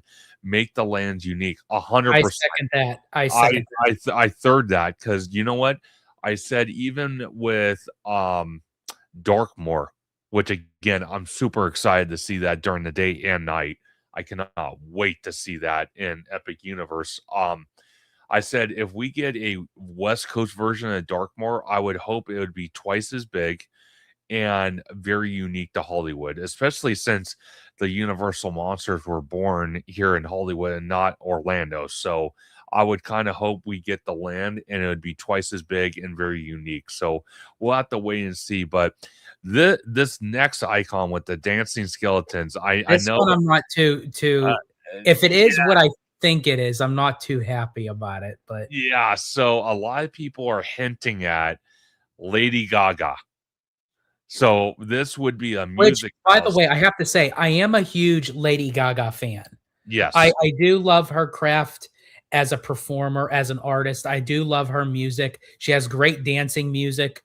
Obviously, we're going to be playing some of her songs at the wedding, because I do love her music. But as a HHN house, I go to the same aspect of how I felt towards The Weeknd. Sure. Obviously, Universal utilizes this because they have specialty cocktails and alcoholic beverages that sell through the roof up on the upper bar. But when it comes to the houses, they're very underwhelming. And they just don't fit. They don't make any sense. Well, I'm gonna tell you this though. The second house they had for HHN for The Weeknd, it was okay. I'm not gonna say it was 100% great. It was okay. The first house they had, oh my god. The first of all, the facade was phenomenal. The intimate detail they did with that was insane. But I loved it because it had two of my favorite songs I love. One of them was "Save Your Tears." That that right there, I love that song by The Weeknd from that album. I also love Blinding Lights. That was another amazing song as well. So that house was amazing. The second year they did it, again, it was okay. Was it my favorite? No, I like the first one better. And then I agree with George. I do like Lady Gaga with a lot of her songs, like older songs, not really the new songs, and unless you're talking about maybe the song she did with Bruno Mars. I do like that song. But some of her And newer she is stuff, actually redoing her version of "Won't You Be My Neighbor" to pay really? tribute to Fred Rogers. Yeah, I watched the behind the scenes, Interesting. kind of like her in the studio Oh, of nice. yeah. So I don't know if she's gonna perform it maybe during the Oscars or what have you. I'm not sure, but yeah, That'd be it very cool. sounded pretty cool. No, that sounds awesome. The next house, we kinda were unsure about this because we thought, okay, Monstrose is done. Last year was part 3 and it was over. But right here, and we're thinking it's some type of land American house, and some people were hinting online that it could be a Monstrose 4. Do you think that's, like, overkill? Like, almost like what, oh my gosh, I'm drawing a blank. Oh god, what it is for Waterworld, the Purge? Do you think Oh, it's kinda overkill? I kinda think so. I think if this is a 4th rendition of Monstrose. It's like this last year's Monstrose was okay. I didn't really care for it. I know Mademoiselle, she did not care for Monstrose 3 at all. Yeah, Um, the year before, I actually liked Monstrose 2. I think the puppetry was done really well. sure. But yeah, I agree with you. I kind of think it was overkill, no pun intended. Um, if they're going to do something kind of like in Latin America or like Land of the Dead or, just do something different, but I wouldn't go the route of Monstrose again. No, I wouldn't either. George, I'm gonna let you take this one away. The Burning Book, what can that location I be? It says So that one I'm not 100% sure of, to be honest with you. so I didn't actually catch that one when I looked at that. yeah, okay. The lighter with the 2 cigarettes, I have a funny feeling what that one is, but the burning book, I'm trying to think. And just to remind everybody, this location here is gonna be where Fallout was last year, but go ahead, George. I'm trying to think what that would be.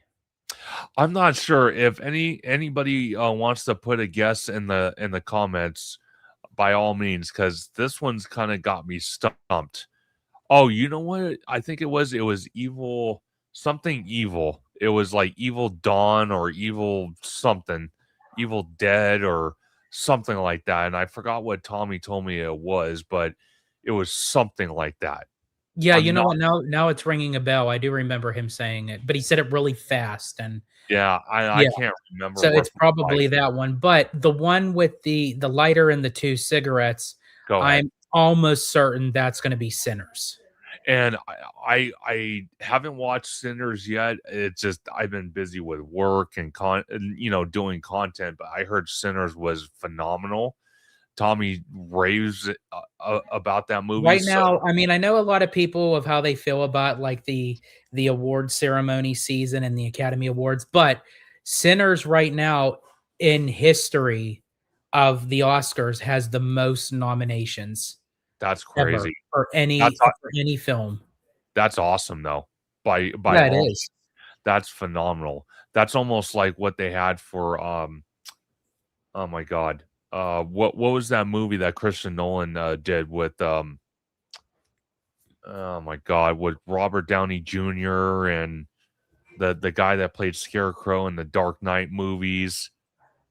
What was that Oh, movie? um, um, wait, a Christopher Nolan movie. Not, wait, it It wasn't was Inception, was it? no, and it wasn't the Odyssey. It was No, but Odyssey's gonna be coming out this year. I wanna yes, see that one. yeah, that Um, one looks cool. Interstellar? No, it wasn't Interstellar. No, it was. I can't think of the movie. George, if you want to look at it, oh, Oh yeah. Oh my thank gosh, you, Oppenheimer. Oh my thank God. you, Remy. Oh, Remy for the save. I love it. Remy Remy for the for the save. save. Oh my God. When you Oh my even God. said Robert Downey Jr., he won the Academy Award for Best Supporting Actor. Yeah. Like, oh man. Oppenheimer, they were talking about how it got a lot of nominations as well. So it kind of puts it in that category, which Oppenheimer, I did finally see. It was phenomenal. Oh my It was. God. I'm telling you right now, honestly, because I seen Oppenheimer in theaters, but Sure. anything Christopher Nolan does Oh, it's is just is gold. like a stroke of genius. Oh, 100%. He's like Steven Spielberg, man. He is. Like just gold comes out of his production company. It's crazy. It's insane. And actually, talking about Steven Spielberg, he's coming out with the new Alien movie, so I'm very curious to see what Yeah. that's about. And he just recently became an EGOT, which Yes, which means he like completed the whole Emmy, Grammy, Oscar, Tony. I love that. What an amazing accomplishment. If I ever got to meet him, I would love that. Um, before I we actually oh, go ahead. I actually got to see a brief not encounter like close up, but I did see him. Abby and I were up in LA. They were having the AFI Awards, Oh, where okay. they were honoring Francis Ford Coppola. Okay. And I got to see him very briefly. We were across the street and Oh, they had the geez. big red carpet. And actually, as you were walking inside, bless his heart, that's where Adam was standing when he Oh, got wow. his glimpse of Steven Spielberg. Oh, that's phenomenal. I remember seeing that post from Adam as well. That was pretty awesome to see that Yeah. up close. Before we get to Waterworld, the Terror Tram, you want to give everyone your opinion what that's going to be For which one? for the Terror Tram? For The the garbage. Terra Tram. Oh, okay. Yeah. So for the Terra Tram, I almost can guarantee that they're moving Art the Clown for the Terrifier to incorporate him into the Terror Tram, which I'm cool with. I'm glad that if that is true, they're keeping him alive at HHN, no pun intended. Sure. Plus, you kind of already got a little glimpse of it because they had Art the Clown roaming around when you would exit off the tram and you Yep. start making your way back up to the upper lots. He's in that vicinity of so as you were saying. No. No. Go ahead, because I And want I to just kind of feel like I wonder if that was kind of like a little Easter egg to say, like, eventually they were going to move him onto the Terror Tram itself. 100%. And I want to show a clip of that of Art the Clown at the main Universal store because I have it on my Instagram and I want to show that. But before I do, because we don't know what any of the scare zones are yet. That's what all those machete. And there is still one more house that they didn't give any clues on, where No, not yet. it's completely blank for the eighth one. 100%. Now, I think it was HHN Matt or HHN Speculation on Instagram. I'm not 100% sure, but I do give them credit because they actually posted it on Instagram. The Sea-Doo and the Bloody Hand, they were hinting at Resident Evil for Waterworld. Now, I want to ask you because this is a property and an IP that has been strictly for Universal Japan's HHN. And we've seen a lot of IP come from the Asia market and be incorporated to Universal Hollywood with FanFest nights. Could this be our first iteration IP from that same Asian market with an Asian IP being incorporated into a domestic Halloween park? I hope so because there's three takeaways that I would say from this if it's true. One, because it would be incorporating something from a Japanese or Asian market park that you're incorporating it into a domestic US park, which I think that's good signs of things to come when like transferring stuff over into the domestic parks. Number two, I think Resident Evil would reside, no pun intended, really well in the water world area. I think if they do it well, it can be done. It can be done really well. And number three, I'm kind of burnt out with The Purge, to be honest with you, Same. and especially the show. Like it's okay, it's cool, but after seeing it for 2 years in a row, I recorded it the year before, but I didn't record it, I don't believe, this year. It was just, or maybe I did, I don't know. But yeah, it's just okay. Like I really hope we get something completely different. 100%. And again, we don't know what any of the scare zones are going to be. I don't know if Crows is coming back. I don't know if Clowns is going to be a scare zone. I'm not exactly sure. To be honest with you, and seriously, to be honest with you, and we'll look at the map one more time after I play this clip from Art the Clown, but with the Simpsons on the chopping block, okay? Because they have it's funny because right in the patio area where you get the big giant donut, they have like a big poster on the wall back there of Treehouse of Horrors. And I said, and I've been saying it for years now, I said, with, the Simpsons going away because obviously Disney owns the rights because of 21st Century Fox and all that. And we have to give up the licensing deal by 2028. I said, what a great way to go out with a bang and incorporate Treehouse of Horrors in the Simpsons area for HHN. That would be really clever, honestly, because even with The Simpsons, even though it's an animated show, The Simpsons can get edgy. And Yes. they've gone edgy with Treehouse of Horror for many years in many episodes and many seasons. So yeah, they can get a little edgy. And you know what I would even like them to do? I wish that they would have done this before they take it out, whenever they do. Sure. During HHN, transition the Simpsons ride into a Treehouse of Horror ride through. Sort of like how they do with Mission Breakout during Yes. Halloween time. That would have been cool. I don't think they would do it now because No, they wouldn't do it now. It's Yeah. way too late in the game, unfortunately. Yeah. I do think though the Treehouse of Horror like scare zone is possible. I think they can make that work. Yeah, if they could. And especially because they, of what they're doing with FanFest and how they're having all like the Harry Potter walkthroughs of the Forbidden Forest and stuff. They could have easily done something with the Treehouse of Horror. And 100%. Animaniac 2122 says that would be awesome if they don't do it. I hope Disney does it. I'm going to be honest with you, Animaniac. If anyone's going to do it, it's going to be Universal because they're more edgier with the Halloween event. And with Disney, it's all family friendly stuff. So I seriously doubt Disney would do something like that. Because, like George talked about, The Simpsons are very edgy at times with some of their episodes, especially the early seasons, like the beginning seasons. I will tell you, oh my gosh, some of that stuff is like off the wall, comedy.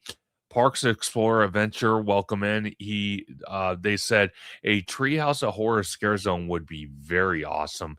Either a scare zone or a house. I think it would be more of a scare zone, but I would not be opposed to it. That would be freaking awesome. But let's play this video real quick from Art the Clown because I really like this, where you have a character we've been wanting for a long time.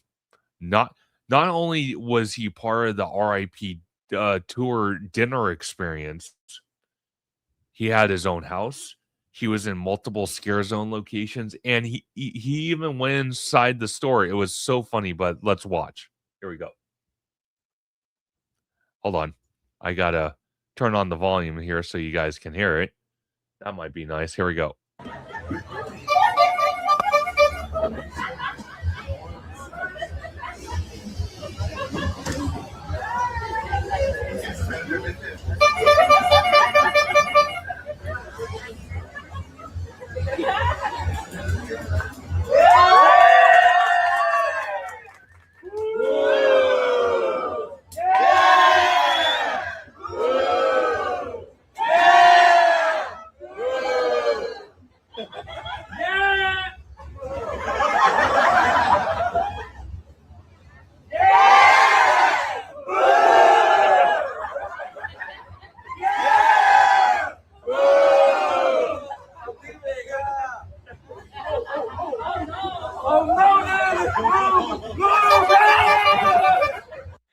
I'm going to tell you this right now. That was the most fun interaction I've seen with a scare actor Do you ever. know? Do you know what that literally reminded me of? Like, aside from him being a scare actor and he's portraying a very evil, villainous character in a horror movie, but the comedy of where he's doing like the yay boo, it kind of reminded me of the genie from the Aladdin musical spectacular at DCA, Yeah. where the genie kind of incorporates the audience participation in the show. Oh, 100%. And I love that Art was like trying to showcase his merch and all that. And it's funny because we see other fellow content creators like Junior on Instagram, like he posted some stuff, other content creators, but Junior was like front and center. He does a lot of in-person vlogging, especially on Instagram. Really amazing work he does. But I will tell you, like, it's funny because he was filming something for Instagram and it showed where him and Mondo were in this exact store and Art the Clown's roaming through the store, right? And Art just starts grabbing stuff off the shelves and giving it to Junior and Mondo to buy. And then every time they try to put something back or like sneak something back on the shelf, Art kind of like gets real close to him and starts staring at him and like smiling and grinning. It was like I said, having Art the Clown and the way this character portrayed himself, this scare actor, phenomenal work. I mean, Well, and just especially because of how they portray the character actually in the films. yes, Because he's a very dark character when you look at him, but he has this comedic charm to him yeah, that like it makes you draw to him, but that's his devilish plan. He wants you to like him, and then when you least expect it, it's like that's when he gets you. So to put a character like that in the environment of HHN in a theme park yeah. was brilliant. That was Oh, genius. 100%. Like I said, this scare actor particularly, I think he was a friend of Junior. I think Junior knows who the scare actor is. Really well played, and I mean really, really well played. It was absolutely phenomenal how he portrayed himself. Like George said, very dark character. You watch the movies, they're just like absolutely gruesome and they're just like bloody and just beyond gore. But it was just funny to see him in the store interacting with this crowd, and and Art the Clown did this multiple times throughout the season, almost like daily when HHN was happening, and then just kind of interactions with guests inside the store trying to get guests to buy more merch. It was kind of funny, and then we saw where he's booing the other merch and he's like, oh yeah, look at my merch, look at my merch. It's like it's so funny. Oh my god, it was so hilarious. We got Remy D. He said, with Halloween and Xmas being so popular with Universal and Disney, do you think the summer months are now the considered slow season? You think Orlando and California have different crowd patterns? George, you would know best because you've been to Orlando. Yeah, great double question, Remy.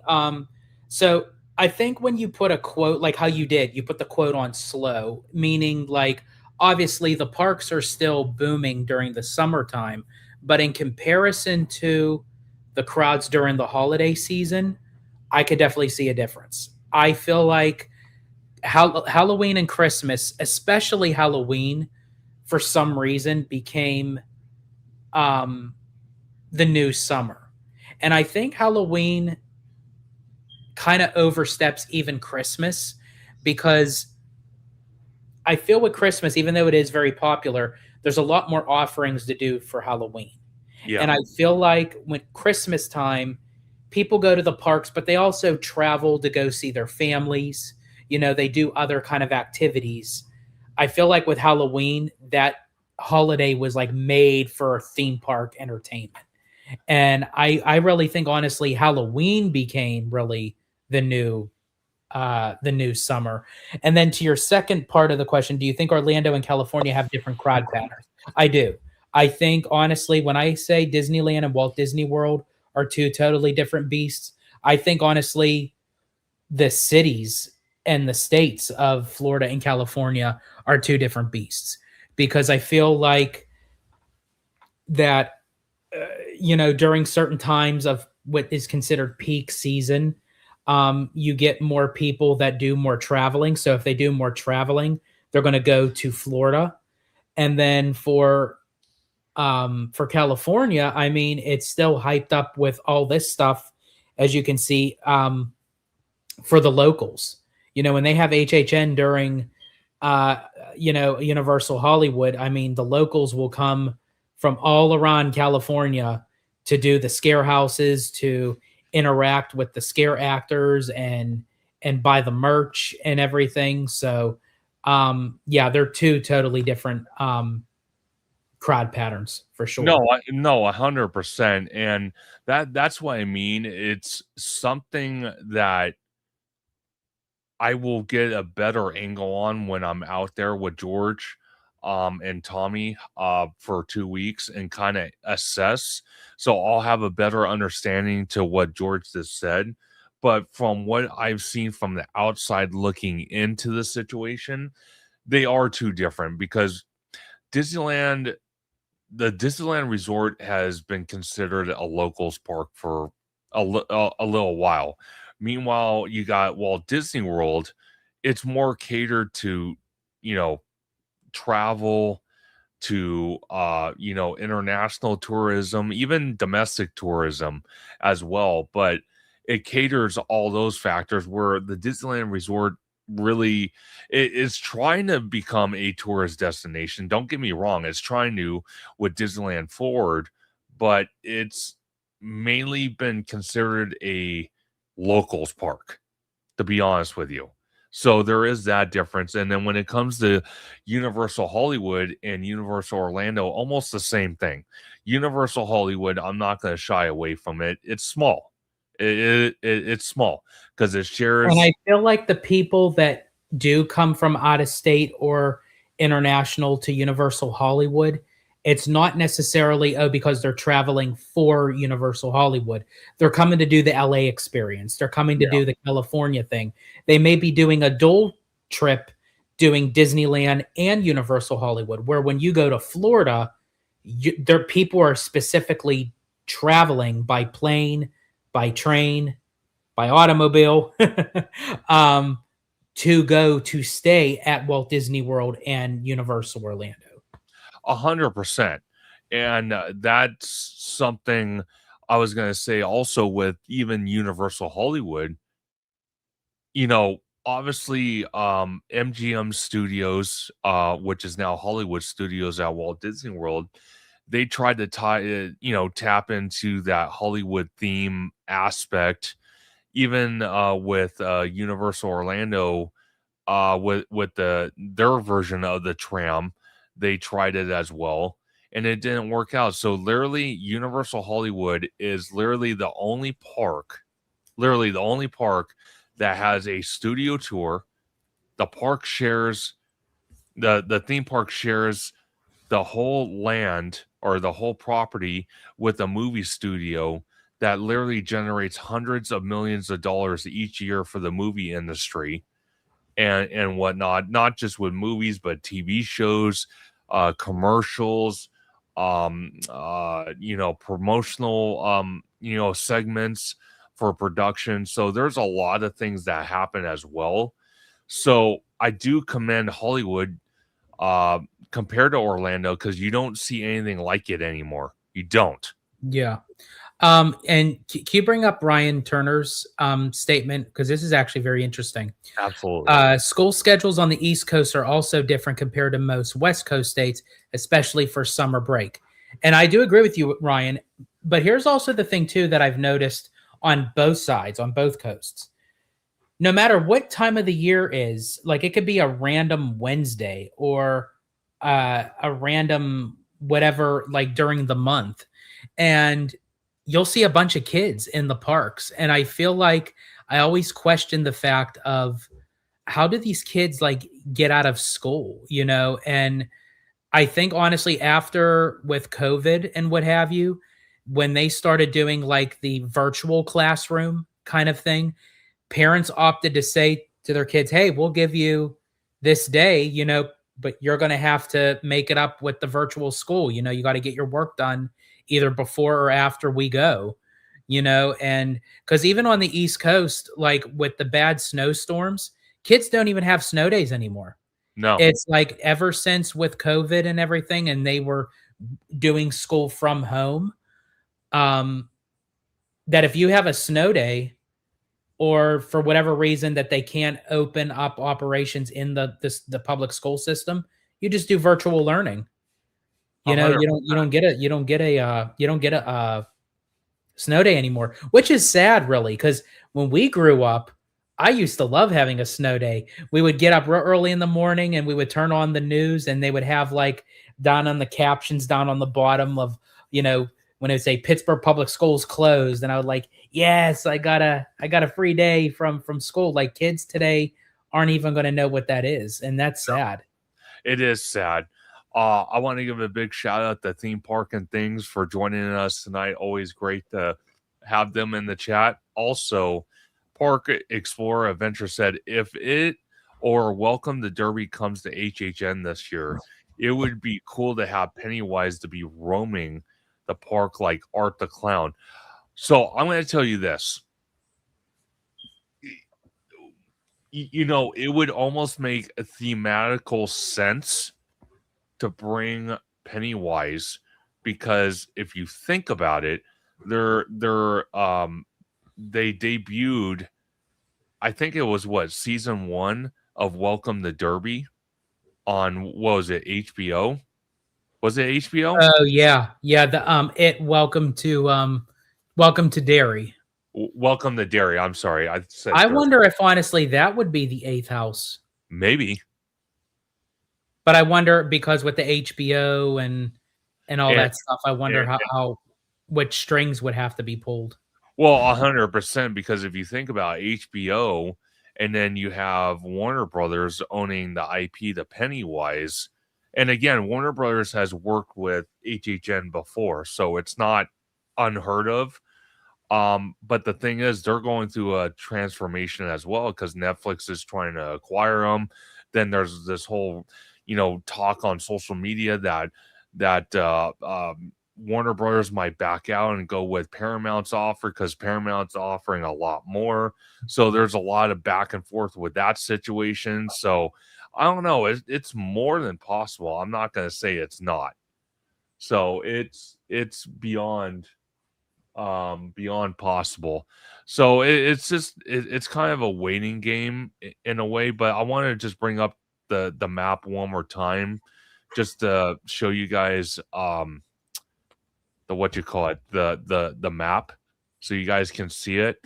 So when I talk about the scare zone, because literally I know it's kind of hard to see here, I'm going to move my mic so you guys can hear me better. But where Simpsons is at is kind of like up here.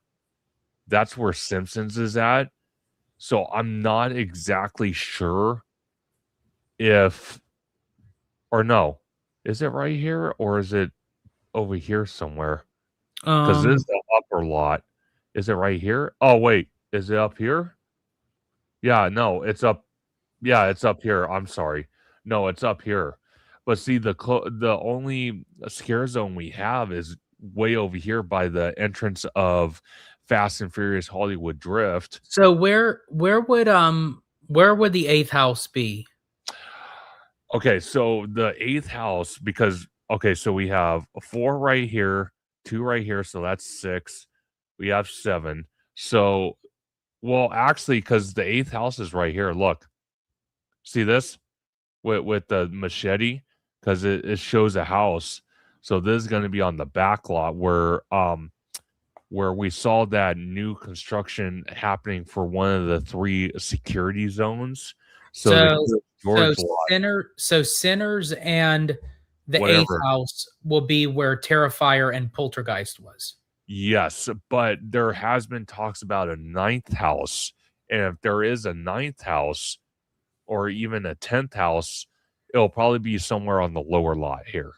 I'm telling you right now, if they start adding houses, I'm definitely going to have to buy the season pass because there's Oh, no way 100%. I'd be able to get through all the houses in one night. No, no, God, no, no, there's no way. No way. But I would not be opposed if they did add 2 more houses. I think right I mean, now I'm not complaining. That would be really cool. I that would hope be they do. awesome. That would be awesome.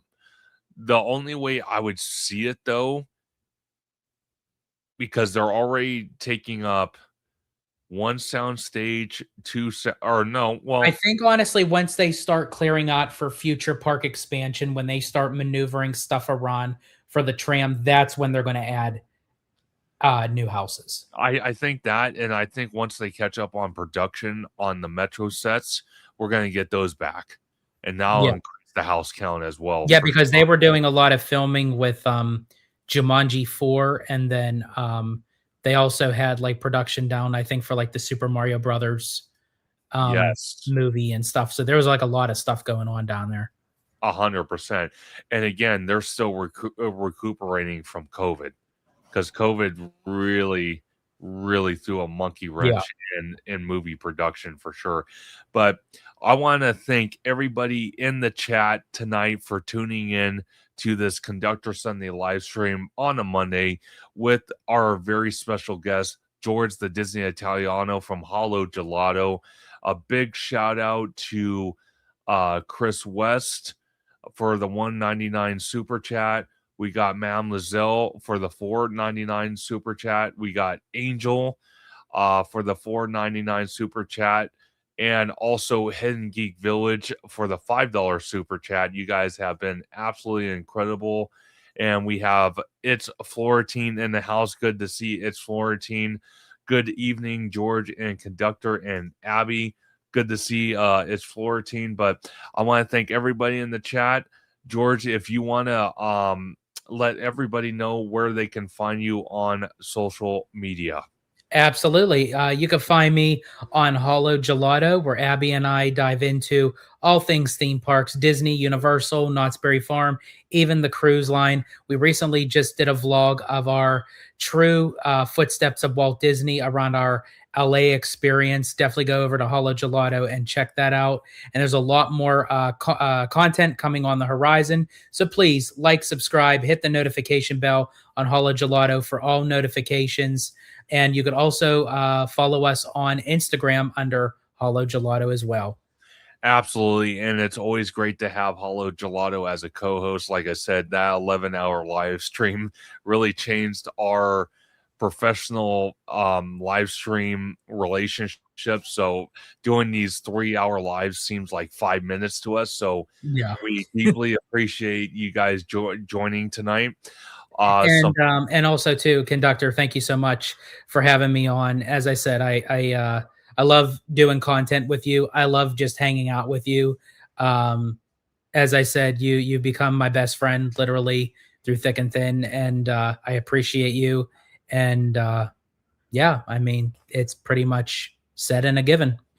Absolutely. And I want to give a big shout out to, again, Hollow Gelato, because if many of you don't know, he was the mastermind by planning this trip for me and Tommy, making all the dining reservations, making all the planning for us to make it possible where I can literally live my childhood dream of going to Walt Disney World for my very first time, clearly as an adult, not a kid, but I'm going to feel like a kid inside, obviously. But I'm so excited to spend time with George and his wonderful wife Abigail and Tommy Toon World as we literally explore Walt Disney World and Universal Orlando for the very first time, and then also for the content that's going to come out of that, it's going to be absolutely phenomenal. Also, other programming notes as well. I do want to let everybody know that, like I said earlier in the live stream, me and George are going to do a reaction video to that full hour-and-a-half interview with Michael Eisner. So definitely stay tuned for that. Also, I was talking to George as well. I think I am going to be joined by him and his wonderful wife, Abigail, as we go see Scream 7 at the theater on Friday. So I'm super excited to see that and do a out of theater reaction with both of them. So I cannot wait for that. Also, as well, when I'm out in Florida, and I will remind everybody right now and every video continuing forward, my plan is to sit there and film a POV reaction video in the park, whatever park it might be. And then later that night, when we get back to the hotel at Walt Disney World, I will be doing a 1 hour, strictly 1 hour, because I'll time it, a 1 hour Q&A session. And you can ask me about the park where I was at. So definitely stay tuned for that. So I will be doing a Q&A live stream every single night, talking about the park, but not giving too much away. So you guys can watch the POV reaction video that will literally be dropping the next morning after I record it. So definitely stay tuned for that. I'm super excited. But again, thank you guys so much. And last final comments of the night, Remy D, great talk. Thanks all. Have a good one. We'll have a great one. Remy D, it's Florentine says, so excited for you, Conductor, for your first ever Walt Disney World trip in Orlando, Universal Orlando experience. George got you. And that is really true. I really do. I definitely, I have them literally. As I said, I know what I want, not necessarily what I want them to experience, but like my expectation of what to show them so they can get the best, the best, out of the trip as possible. And Sean, not yet. Abby and I have not officially tied the knot yet. But what I appreciate from Conductor, and actually my mom even said it because she watches our lives as well, and she goes, even though I know you and Abby aren't legally married yet, she says, I really love and appreciate how Conductor still refers her to you as your wife, because Yeah. I take Abby as my wife, even though it's not like, I'll still say like fiance and everything, but I mean, her and I we're bonded for life. So she might as well should just be my life. The only reason why we're waiting to tie the knot is basically just a lot of planning. It takes time, and we have a specified date set up, and we actually have it like embroidered on a lot of stuff. So now that we actually did all that, we have to wait for the date. But definitely have, excuse me, this guy right here, one of my best men. So so he's definitely part of the wedding party. So yeah, definitely can't wait for that. But yeah, I do appreciate Conductor that he's, I think honestly really the only person that like referred Abby as my wife prior to us getting married. But I like that. I appreciate that from him. No, 100%, because I've seen it firsthand. George and Abigail literally have that kinetic energy, and it's like almost a bond that can't be broken. Kind of like what we kind of saw with like Fantastic Beast with, you know, what do you call it? Not Voldemort, but oh come on, you had Dumbledore. What the heck's his name? Oh my god. Oh I know who god. you're talking about. Yeah. And it was like the Where's Remy D? yeah, Remedy. If you're still in here, go save us. But no, it was Fantastic Beast 2, where they're having that wand fight after the oh my gosh, see, that's what I mean. That name is like critical and I can't think of the name. But they have that wand fight. No, not Newt. No, it was basically the predecessor to Voldemort. And I'm trying to think of his name. Oh my god. Brendalore? Grindelwald. Grindelwald. Grindelwald. So Grindelwald and Dumbledore were fighting after Grindelwald got. Oh yeah, that's what I did. I actually put him and Dumbledore together. That's why I said Grindelwald. Yeah, there you go. But no, you have Grindelwald and Dumbledore fighting after the announcement was that Grindelwald was named the new, was he the new minister or the new world leader or something like that? And you see that kind of like that heart charm, and Dumbledore kind of has like this like a bracelet or necklace that's around his arm, and every time they kind of fought, like there was like a wand fight or something, it would like literally be like tightening around Dumbledore's arm and like almost choking his arm. So it's kind of like the unbreakable vow that I kind of see with George and Abigail. That's why I always refer to Abigail as George's wife, because it's pretty much set in stone. Maybe not legally, but emotionally, and if you're around them in person, you can clearly see it. So that's what I mean by that. And I deeply appreciate George not only recognizing that, his mom recognizing that, but also to the point that I get to be part of his very special day, which is, again, me and Tommy, because Tommy is also a best man as well. Me and Tommy are so thrilled and so honored to be part of George's special occasion, where it's literally like an emotional event, and it's awesome. And I'm so blessed to be part of that. And like George said, me and him just have kinetic energy like him and Abigail do. So it's a great time. By all means, it's an awesome, awesome, awesome time. But again, everybody have a wonderful night. I will see you guys very soon, if not next Sunday, for Conductor Sunday live stream. Stay cool or stay warm wherever you might be. I will see you guys very, very soon.